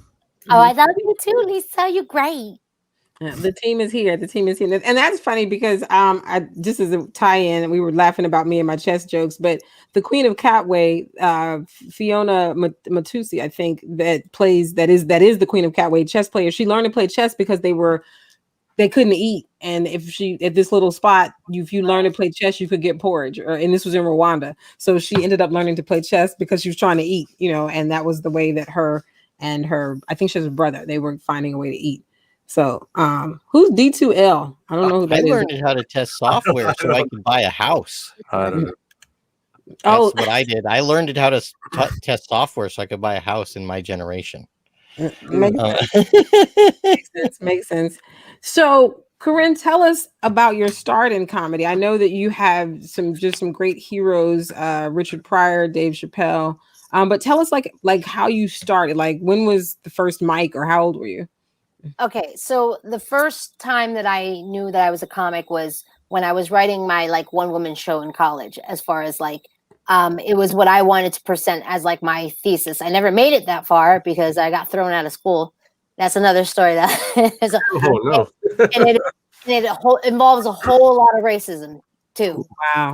Yeah, it was all bad. Yeah, that's not the type of fun thrown out of school story. I thought it was going to have like streamers and fire and stuff. It did, though. It did. Oh, but I got blamed for shit that wasn't my fault. But I mean, we can revisit that. It is a crazy story. But so I wrote this one woman show more so about like my life and things like that, and I was practicing it with other friends of mine, and they were like, "You should try stand up," like because that's basically what a one-woman show is, like stand up, because you're telling parts about your life and you're trying to put it all together. Kind of, and like I was inspired by John Leguizamo's Freaks, obviously. Yes. Like, I mean, he put Hispanics on a pedestal in a way that other people weren't. So it's like my other influence that is like I would say my biggest influence in comedy was Bernie Mac, because I love his storytelling style. Like I consider myself more of a storyteller than a joke teller, but I mean, I can kind of dabble in both. Like, it's funny to say this and weird to say this, but like I know my position in comedy, if that makes sense. Mm-hmm. Like I might not necessarily be the one that you would think to have a 1 hour special, but I'm a great host. Mm-hmm. You know what I mean? Because there has to be somebody there to carry the story along or to carry the energy along, and like I've always been really good at that. So I can dabble in both. I'm trying to work on one more than the other, but like I'm an actress who dove into comedy because it felt really natural to me. Like I felt like it was easier for me to be seen on a stand-up stage rather than having to suck a dick to get the audition. So, I hate it when I have to do that. It's terrible. But honestly, that's how I wholeheartedly felt, especially back then. Like in my early 20s, like it was before the Me Too movement, so it's not like we had the protections that we do now. And it's crazy that it took until 2020 or whatever year it was that, like, things started to become really relevant. Like, whoa, we need to take care of the women a lot better than what we have been doing. I have been to auditions at hotel rooms, which I didn't know, because I'm new to when I first moved out to LA, I don't know the difference between like what's a hotel room or a suite room, because you see these tall buildings and you don't know the difference between like residential, office, and all that stuff. So it's very confusing, and like you're really left unprotected. Like, I would say lucky for me in the sense where I've always really known how to carry myself and kind of wiggle my way out of situations that I'm uncomfortable with, whether it's I use humor or I try to use intimidation. Like, I kind of like come off as the fucking, like, yeah, you're gonna fuck with me? I'm gonna fucking tell you. Right? I just have that aura about me, like I try to tell people, like, no, this is my resting bitch face. It's not an act. This is just who I am. I'm like, I'm not trying to be mean. I am, but You which know is what's what funny? You just reminded me, and I think it's maybe based off the school systems that we're raised in. I'm a mutt. I'm like half Salvadorian, half Guatemalan, and I was raised in like this super ghetto public school where fights were just a constant normal. Like you had to be initiated into gangs in my school, but as I've gotten older, and it's been a long time since I was back in high school, I'm missing a really good fight. Like, for some reason, as I'm getting older, I'm like, damn, man, I really just want to get in a fight with somebody. Just want to let it out. Like, it's been a while. Do you get that feeling sometimes? I mean, I feel like I get into a fight on a daily in Clubhouse with somebody. Like earlier today, we had a couple people that were from, I don't even know what part of the world they were from, but they came in and they're trying to do their jokes in English, and it was terribly unfunny. There was no jokes. It was just like they were telling a funny story, but you couldn't understand what they were saying either. And it wasn't that anybody was being rude, but they were just taking so fucking long to tell it. So I finally shut him up. He's like, oh, I have one more story to tell. I'm like, no, you have no more stories to tell because none of them were funny to begin with. There you go. Yes. But some people don't want to hear that. Like, I hate to be the bearer of bad news, but when I first started, like, I got trashed. No one took me serious. No one even wanted to even acknowledge the fact that I was a comic. When, like, I first started in New York and like try to do open mics there and tag along with other comedians that I knew, if I sat at a certain place, I got trashed for being there. And I was trashed because the only reason why I was sitting there is because I was seeing somebody that was sitting there. So it's like, okay, I'm not really supposed to be here, but I'm going to fuck it. I'm going to be here anyway. I'm here now, bitch. Right. Deal with it. So we had oh, sorry, go ahead. I was going to say, that's kind of always been my attitude. It's sort of like, well, I'm here, so deal with me. Whether you like me or not, I'm here. What are you going to do about it? So, and I think that's kind of why people have now gravitated towards my attitude or towards me, is because I say all this shit you want to say, but I verbalize it. And nobody wants to admit to be the bad guy or to be the person to set you in your place. But I'll be that bitch. But I'll do it lovingly. I'll find something to compliment you on. I'll find something, because I've evolved enough to know that you can't just trash somebody without at least letting them know that they're going to be okay. That makes sense. I mean, verbalize. That's the word I've been looking for. Every time I use oralize, everyone looks at me funny. It's actually really interesting, though. Actually, which Dana mentioned earlier, because, like I said, Dana in Clubhouse, she's the one that got me addicted. It's crazy how a lot of people can't take constructive feedback, and you're getting it for free on this app, and you're one of the people that you're I can't believe how much time you invest and your input that you give to all these people. That's actually something I completely applaud you for, because like I said earlier, we don't get that. Before pandemic, it was very rare to get that. Very rare. But the way that people can't handle constructive criticism and they take on the offensive, and I'm just like, dude, Oh my God. if we're all Like- saying the same thing, it's not one person, it's Right. multiple people. So you're obviously the problem. Here's I'm sorry, here's what I have an issue with. I understand we're in a very sensitive time in our lives. Everyone's feelings are on edge. We're going through this insane pandemic that no one in their entire lives has ever been prepared for. Race issues are on a high. Things with LGBTQ community are on a high. Everyone is sensitive about everything. What I will not tolerate is people constantly using those issues as a crutch for why they're succeeding or failing. You know what I mean?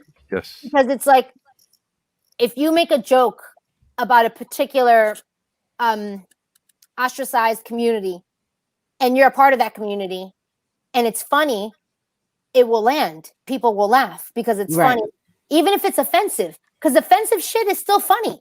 We watch it every day when people do TikToks and all that shit. Like, there's offensive shit that's still funny. But when you try to tackle offensive shit and it's not funny, just because you're a part of that demographic doesn't make it okay. It's not funny. Yeah, like, are you taking it from a standpoint of like, are you making fun of yourself? Are you making fun of your own community that you don't really feel a part of? Like, which one is it? Like, you can't be pro something and then attack it abusively, and then expect everybody to be like, oh yeah, that was a great. Oh, I might be number 2. Like, I don't really like the community I came from. They're a little uptight, if you know what I mean. But I think that's powerful because I think that, funny transcends. And if, I'm saying, trust me, I understand. I've been on the planet long enough to know that there has been racist comedy, but it's also, like you just said, Corinne, there are things that can be offensive, and that if you are a member of the group, if you deliver it in the truth of in its own truth, then it can be funny because it's genuine. But you can't like assume that someone's not getting it because they're not of your ethnic group. I mean, I would never say that there are not people who can't see all the way. There are certainly people. We're in this country, so there's plenty of folks who can't look beyond. But I would venture to say that we are at a moment in time where we've all been spending enough time hunkered down, studying whatever craft it is, doing whatever we do, and generations have come forward that funny can be appreciated, even if it's offensive, but it can be appreciated for where it is, not for this, and not that. And that you can't go out and be offensive. You can't go out and repeat that, but you can get the genuine laugh is there. But the person who's doing it also has to be just true to the situation, and you can't like just throw the extras on it, and not to even keep beating up a situation. Like I think now we can go beyond the, well, I'm black and black people will understand. I think that now people of all communities can tell jokes that everyone will appreciate, no matter what community you're from, as long as you're telling the joke in truth to your community, in truth to whatever it is.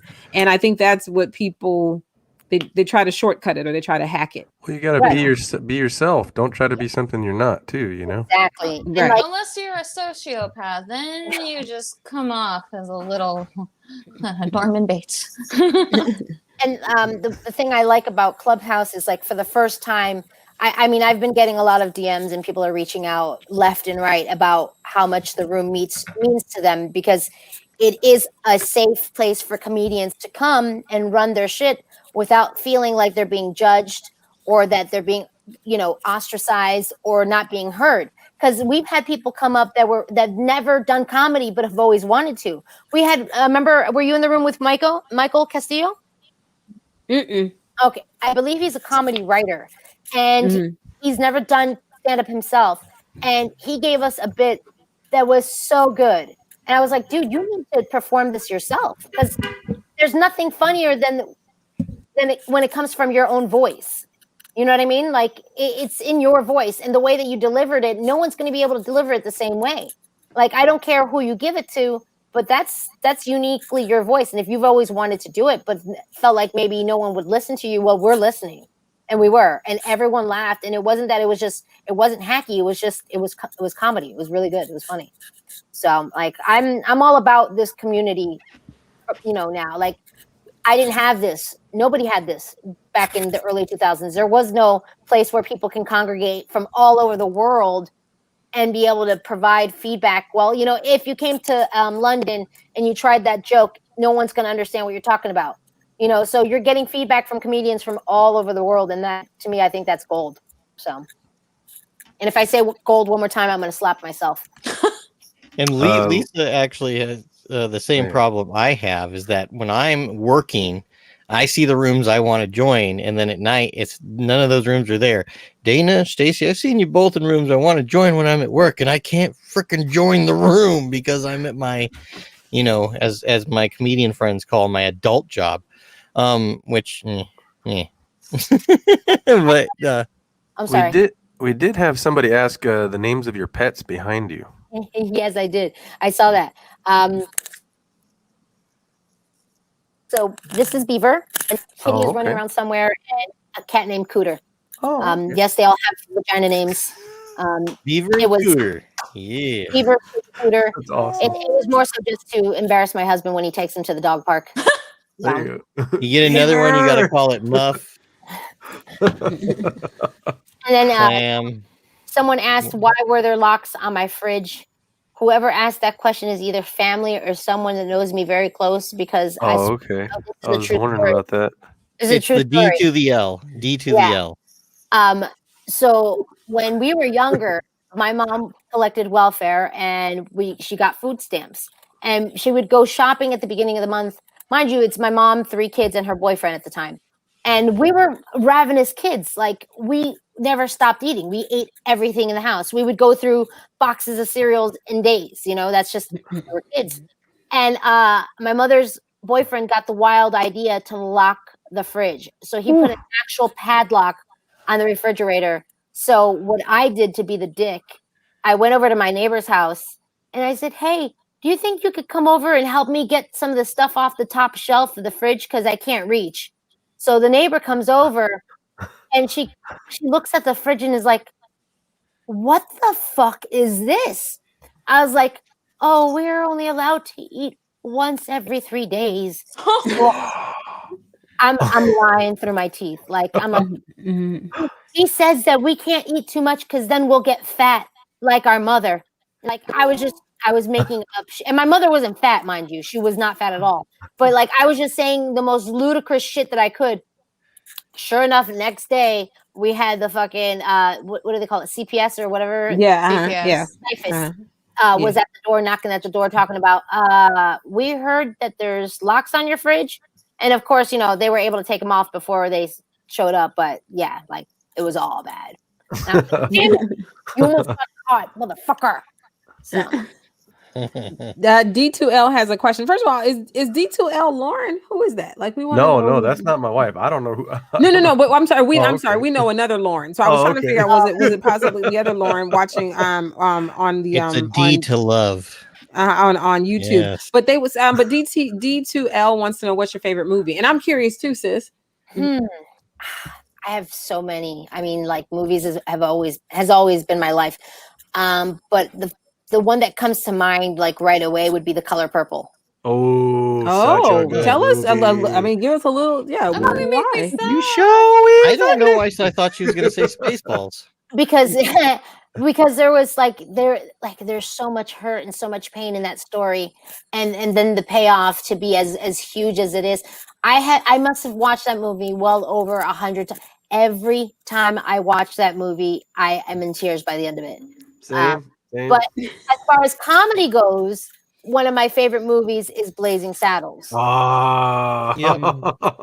Here's the sheriff. Yeah. You can't even watch that movie without being called a racist anymore. By the way, one of the great lines in that, when Gene Wilder tells him, he goes, "You have to remember that these are simple farm folk, people of the land, morons." That was ad-libbed. So his reaction to that joke That's is great. completely real. It's just But, it's a but great part. I love all those like classic movies, like all like Eddie Murphy's discography in comedy, like Trading Places, Coming to America, like Golden Child. all like those. Trading Places is my favorite. Stop Trading motion. Places is my favorite. I love Trading Places. I don't know. It's just a thing. And oh my God, didn't they have? Yeah. There's a call back to Trading Places Yes. and Coming to America. I was so Yes, I was like, yes. what? We're back. Because Wake up, we're back. there's a Gotta lot love of that people. There's a lot of people shitting on Coming to America too, but for me, it was all about nostalgia. I don't care about what anybody else says. It was a nostalgia callback to everything, and like I enjoyed it. So Sexual chocolate. It does. I think it does matter how much nostalgia is important to you, because between me and Stefan, there's definitely a difference here. Like we like a lot of same things, but I don't have any like nostalgia thing. Whereas Stefan will be like, "Oh, did you see Bill and Ted 2?" I go, no, I can miss that for a See, while. and there's a lot of hate for that movie, but if you watch it just and enjoy it for the fact that the two actors, Keanu Reeves and Alex Winters, are back together, just for that, then it's fine. Bill and Ted 3. But if you and with the nostalgia too, but if you watch it as in a critical, like you're expecting a near Oscar-winning movie, you're gonna fucking hate every movie you watch if you come at every movie like that. You know what I mean? Especially comedy. It's just popcorn fluff. Now, Corinne, we are, since it's Women's History Month, we've been talking all month a lot about women's stuff, and so I noticed on your list that there weren't female heroes of comedy, and there don't have to be, because I think that it transcends. But if I do have some, I do have, because like I was just talking from the standpoint part of it, but my first introduction to funny was, oddly enough, Carol Burnett. And the Golden Girls. Ooh. Girl, every scholarship, all these applications, and then the first question is, what is your influence? Carol, if I have to write them 100 times, Carol Burnett is always first. She's always first on mine. My other big one was Benny Hill. No one ever gives props to Benny Hill. Benny Hill was the original funny porn for children. Who were being babysat by the TV, because that's what I was up until. Like, I didn't have a bedtime. My mother didn't like really parent us, so we were up until 1, 2, 3 o'clock in the morning. And like at 1 o'clock, I'm watching this dude chasing around women. I'm like, whoa, this shit's hilarious. I myself making sure my mom's not watching me. I'm like, I'm all hiding the TV, like, you know, it was some funny shit. But yeah, those were definitely my influence. It's also What's Happening. Oh yes. Shirley, the show, or Shirley Hemphill, or the show? Shirley Hemphill. Hemphill. Like I tried to give her 227. That was another big one for me growing up. Like I wanted to be an actress more than anything else. So for me, all my influences were like the people of color that I saw on television. I'm like, oh, I could be like them. I could be like them. I love that. I'm a big fan of Marsha Warfield, because I used to love Night Court, and so I just oh man, she was great. She was great on that. So yeah, I always looked up to the strong female character types. I mean, like I was telling my agent, I was like, I'm at that age where I'm not trying to be the ingenue. I'm the villain. I'm the bad bitch. You know, I'm the one that's picking up places, and I'm okay with that. Like everyone needs a villain in their stories, and let me be the person. Oh no, that's true. Because if you get a movie or a TV show with a bad villain, it just don't work. You know what I mean? So yeah, you need. Yeah, I agree. Yeah. With or without, Stefan? What did you say? You said with. You said if you get it with. Okay. I said that wrong, didn't I? I was like, what just happened? You need to not have a really bad. You can't have a villain. He-Man sucks. Okay, let's just face it. Skeletor is a crap villain. I'm over it. Has anyone seen He-Man? Skeletor is a crap villain. He gets his ass handed to him. He-Man never gets a bruise. Crap villain. No, I'm just saying. Sorry, I'm very passionate about that. You know, TV shows and movies are better when you have great villains, is what I was trying to convey. So my bad. Like think about like Heath Ledger. Like, yeah. Darth Vader, Heath Ledger's Joker. That Heath Ledger Joker is, man. Oh, they're never going to top it. All of those way better than Skeletor. Tekashi 6ix9ine, he's a villain.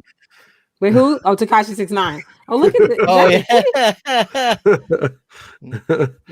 He's good. Yeah, you can. The It could work. rat, It could work. The It could work. snitch. The So we snitch. wanted to share with you, Corinne, some of our heroes Oh yes, let me put that of up. Let me comedy. So put that up. we want to just see, get your thoughts. Pink. So these are our Let me- heroes. Let me switch.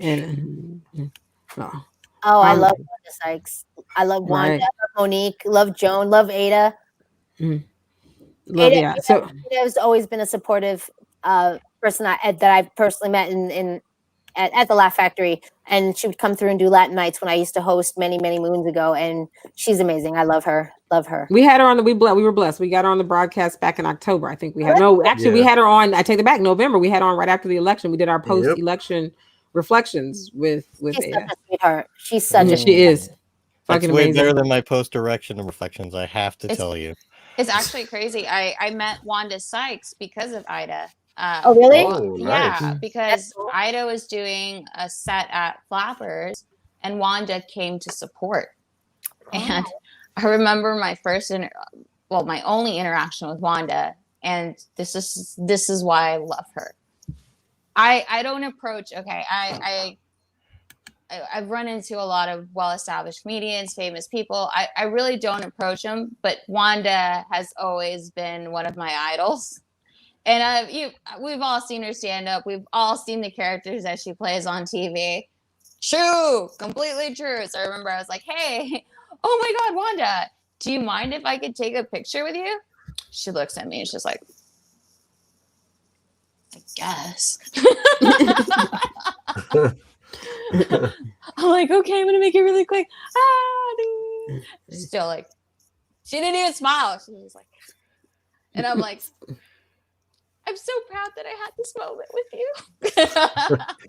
you. That is funny. I chose Monique because I think that she has, certainly some of what happened a couple of years ago, some of those adventures were interesting, but I just love how she has kept on trucking, how she has persisted, and how she has just, even in a very short amount of time, really turned it around. And what it taught me is the same spiritual lesson that I'm always learning, that even if I'm framing it as a misstep or whatever, your worst day is not your only day. Whatever, never, I was just reminded recently of never judge a person. And this is something I used to say as a teacher to students: never judge anybody by the first day and never judge anybody by the worst day. You can't, it's just what you can't do.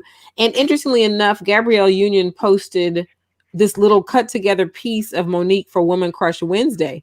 Okay, so I cried at the end. I mean, we're talking about just social media content, but I felt like everything they showed, the movies that I haven't seen, I had the blessing. I think I've met Monique only one time, and literally that was early. That was when the Parkers. So we're talking, late 90s. I worked at a talent agent where Countess Vaughn was our client. And she had just gotten the Parker, so I had to, I was the assistant, so I went on set with Countess, and Monique this was her first TV anything, and I will never forget how nice and sweet she was to everyone, no matter who you were. It didn't matter whether, I was clearly not whatever of anyone of prestige in that moment, but just really nice. And I didn't know, I had no idea what the future was, and unfortunately, because I was still new to the entertainment business, not necessarily new to watching TV, but I wasn't familiar with her career. So I didn't know she had this, career as a comedian and a radio personality in Baltimore, but you can hear Baltimore, when she speaks. But anyway, and just over these years, she stayed. Certainly she's got the one thing in her hand that I'll shamelessly say it. I want one too. And I hope that I can do right. I shamelessly will say that, I'm gunning for it. I don't know what it's going to look, what the role looks like, but I believe I'm meant to have one. And I think that I just love her for that. And I love how she's just she has stayed her course no matter what is going on around her. And I love that. And I just respect that so much. And I just think it's a big lesson for everyone. And now that, and apparently the whole, Netflix is having to deal with the way that they treated her a few years ago. Won an Oscar. And basically, I said, sis won an Oscar. And basically they basically told her that doesn't mean anything. Whereas obviously it does, because other Oscar award winners have garnered a lot more money on platforms. So why is the same statue not reciprocated on all platforms if that's the way it was for everybody else? So why should it be the same? So maybe they're embarrassed to admit that their database can't handle a an apostrophe in a name, and they just don't want to admit it. That's Dan, Joan Rivers was your choice. Yes. So okay, so I know it. We're talking about women, but I have to, and this will all make sense. I got to talk a little bit about the men of comedy that I like to get to Joan Rivers, and there's a big reason why. I tend to like a lot of people like Doug Stanhope, Anthony Jeselnik, a lot of mean comics, because I don't know why, even though I don't write that stuff, sometimes I like to hear their stuff. I think it's hilarious. fun. Mean is fun. People Yes. like Yeah.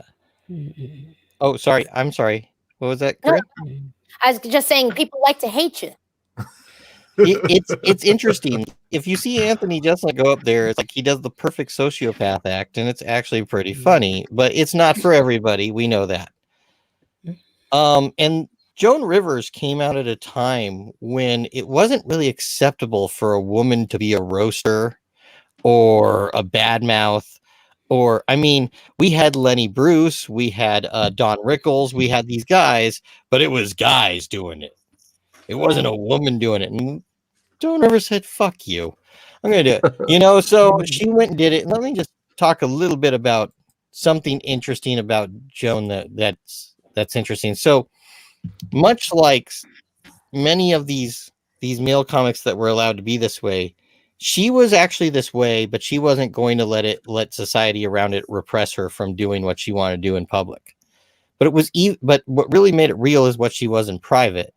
So like once she told the Queen of England to shave her legs, a real I don't give a fuck moment from a comedian, much like so many other comedians that don't have boundaries, just such a don't give a.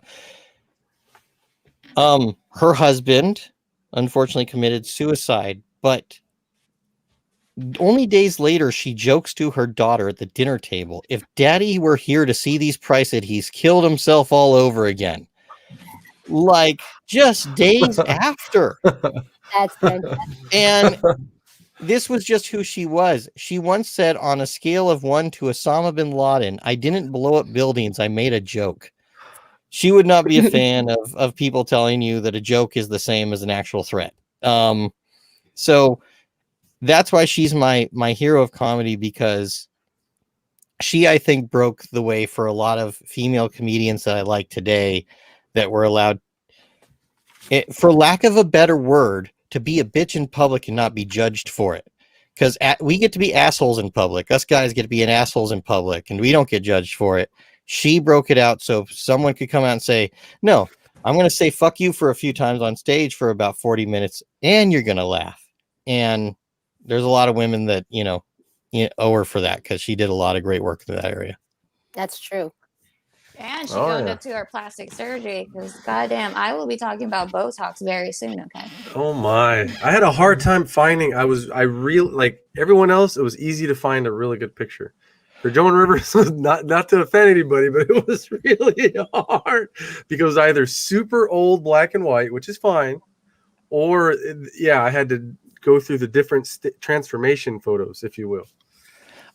She does have a book out that she wrote at 75 years old called Men Are Stupid and They Like Big Boobs, A Woman's Guide to Beauty Through Plastic Surgery. All right.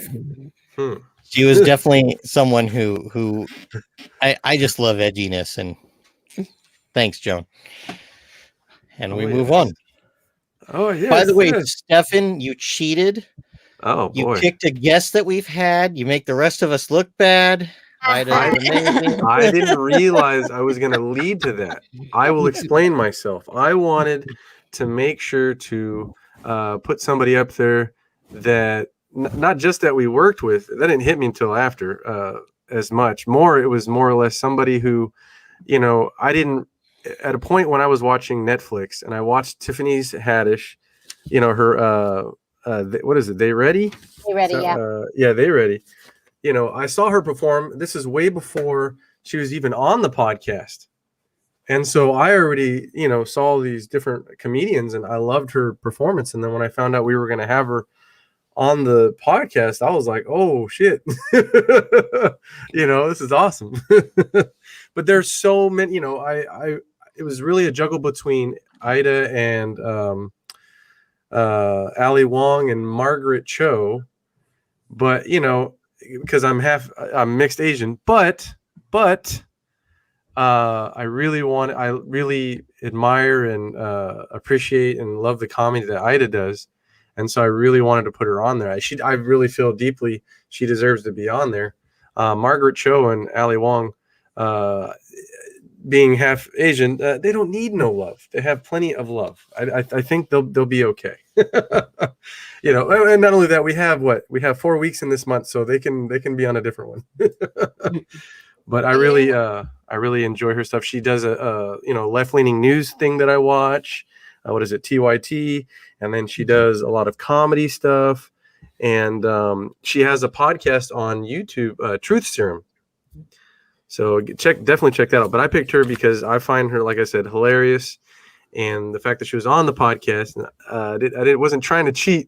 I know it's like it's okay, we know. I will also remind the audience that Truth Serum is not innuendo.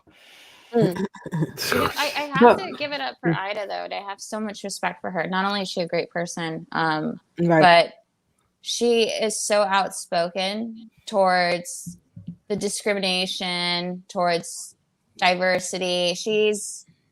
I don't see other comedians being that vocal about it, to tell you the truth.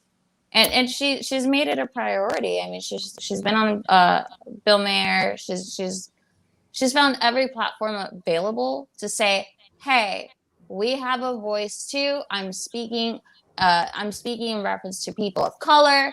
I have to give it up to her. She's not only just funny, beautiful, but she is so smart, and she's great. Honestly, I'm actually really happy that you picked her. I mean, I didn't pick her because we had her on the show, but thank you for. I'm sorry, I didn't know that was like. My bad. I didn't know if that was like. I don't know. I was just joking. I was giving you shit. I grew up in a white suburb. This is what we do to show love. It's like if I don't give you shit, it means I don't like you. I give you a little shit. Jeez. Oh man, but yeah, no. I really. Appreciated that she gave us the time of day, like Corinne and like Buck, to come hang out with us and talk with us and all that good stuff. But quick, for those who didn't know, she was born in Boston, Massachusetts. She's Dominican, and it says here that she moved to Los Angeles in the 2000s, for those who don't know, and her birthday is August 29th. So buy a present.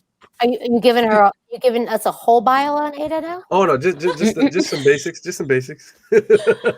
She's about, I think, 5'9". No, I think she's taller than that, actually, but I can't tell. People think I'm tall until they meet me in real life. It's like, no, the camera adds inches. Wait, that sounds wrong. What were you saying, Corinne? Sorry. Oh, I was just kidding. I said, she's not on right now, right? No. That is too funny. She'll be on back next year. Don't worry. We'll bring her back.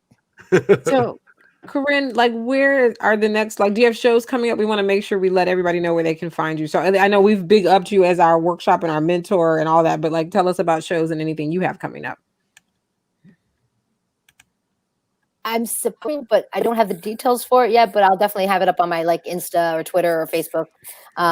You can basically find me if you Google Corinne Irizarry or Corinne Puerto Rican Jew. You'll find me somewhere. and so everybody that's in here, you guys, we got it up on the screen. So at least go on the Insta handle. Everybody, we can all use more followers. So make sure you follow her so you can check out what she's doing, where she's going. We love that. And you can find me in Clubhouse, that's for sure. Yes, that's for sure. So all of you folks with iPhones or whatever, get on Clubhouse. It's not hard. Even if you don't have an invitation, get yourself on that wait list, and you before you know it, somebody knows you.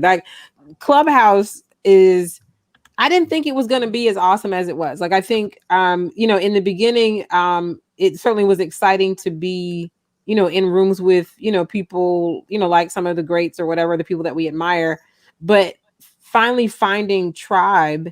And honestly, there's a couple of rooms that really led to finding some great tribe. And Corinne, your room is certainly one. I think the other thing that's also been amazing is finding what you don't like, finding what you do like, knowing that you have a choice, finding a home, and that's some good stuff, man. And we appreciate you. Thank you. And to plug real quick, next week is the Laugh Factory open mic finals for this round. We're probably going to be doing more rounds going further, but on Clubhouse we are having the finals for the Laugh Factory open mic next Wednesday. 7 p.m. is the show, and we have a final 6 that are going to perform and compete for a spot. I believe it's a virtual spot, not the Laugh Factory.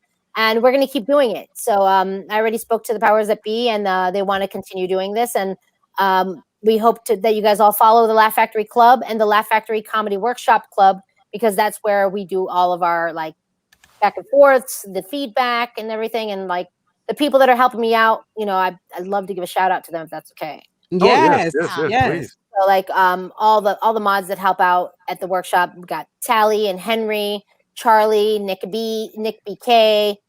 There's just so many like the regulars that come in and out. Nikki Brunell, you guys, Lauren who came through. You're right. There's so many people that have come and really helped kind of uplift and keep it going. And the special people that have come in, like we've had Rodney Perry, Jessica Kirsten, Matt Kirshon, Maz Jabrani. Who else came through? Tehran. I am Tehran. This is Tehran speaking. That guy. We've had so many great guests come through and like, you know, take their time out of their day to give people props. Oh, Heather J. There's so many. Like there's so many people, and I feel like I'm forgetting them. But Manu, yes, Manu. Like everybody's so great. Everyone's so fantastic. I love them all. So I forgot you. I forgot you. Sorry. I'll have to come in and do the open mic. Yes, please. Awesome. And we give everybody time. It's not like nobody is above anybody in our room. That's the big thing about being in our workshop. If you're a comedian, you get up and do 2 minutes, you get moderated, which for everyone that's a big deal because that's what helps you get followers. So and like I'm not a clout chaser. I could stay at whatever number I'm at and I'm fine. Oscar was another one who really helped too. Remember Oscar? You know Oscar, are you then? So like yes. You know, spread the word. What was the other guy? Nick Hurley. There's so many people. So I'm really grateful to all of them who've come in and really helped out and given their time to help comedians. Oh yeah. What the world needs now is comedy, sweet comedy. You know, just more. It's the only thing that there's just. You know, I wouldn't say too little of, but man, I think this is a blessing. That's all I can say, you guys. We will definitely have you back, Corinne. We want to know, and especially when you do have the details of whatever your show. We want to make some space for you to come in and tell everybody about it. Thank you. And we're excited about that. You're welcome. Also, thanks to all our regulars for being here with us. Ed, Nick, hold on, Dan. Hold on, Corinne. What'd you say? Hold on, Dan. Corinne, what'd you say? I said we're gonna do some big things too. You, myself, Stacy, and stuff. We've been talking. So right. Girl power. And we'd also like to thank our regulars, Nick and Ed for coming here, and then also the Lisa, people that are engaged in the comments today, Lisa, Olive, and also D2L and Lewis or Luis, whichever one that is. I'm sorry if I'm saying it wrong. So thank you very much. Yes, thank you everybody. Thank you. We will see everyone next week, Thursday. We have a good not even good. We have we always have awesome guests. Yes, so come hang out with us next week, Thursday, 8 p.m. PST on YouTube, Facebook, Twitch, and Periscope. And 24 to 48 hours later, you can catch us on the audio podcast stuff everywhere: Google Podcasts, Apple Podcasts, and Spotify. And we'll see you guys next week. Thank you. Bye.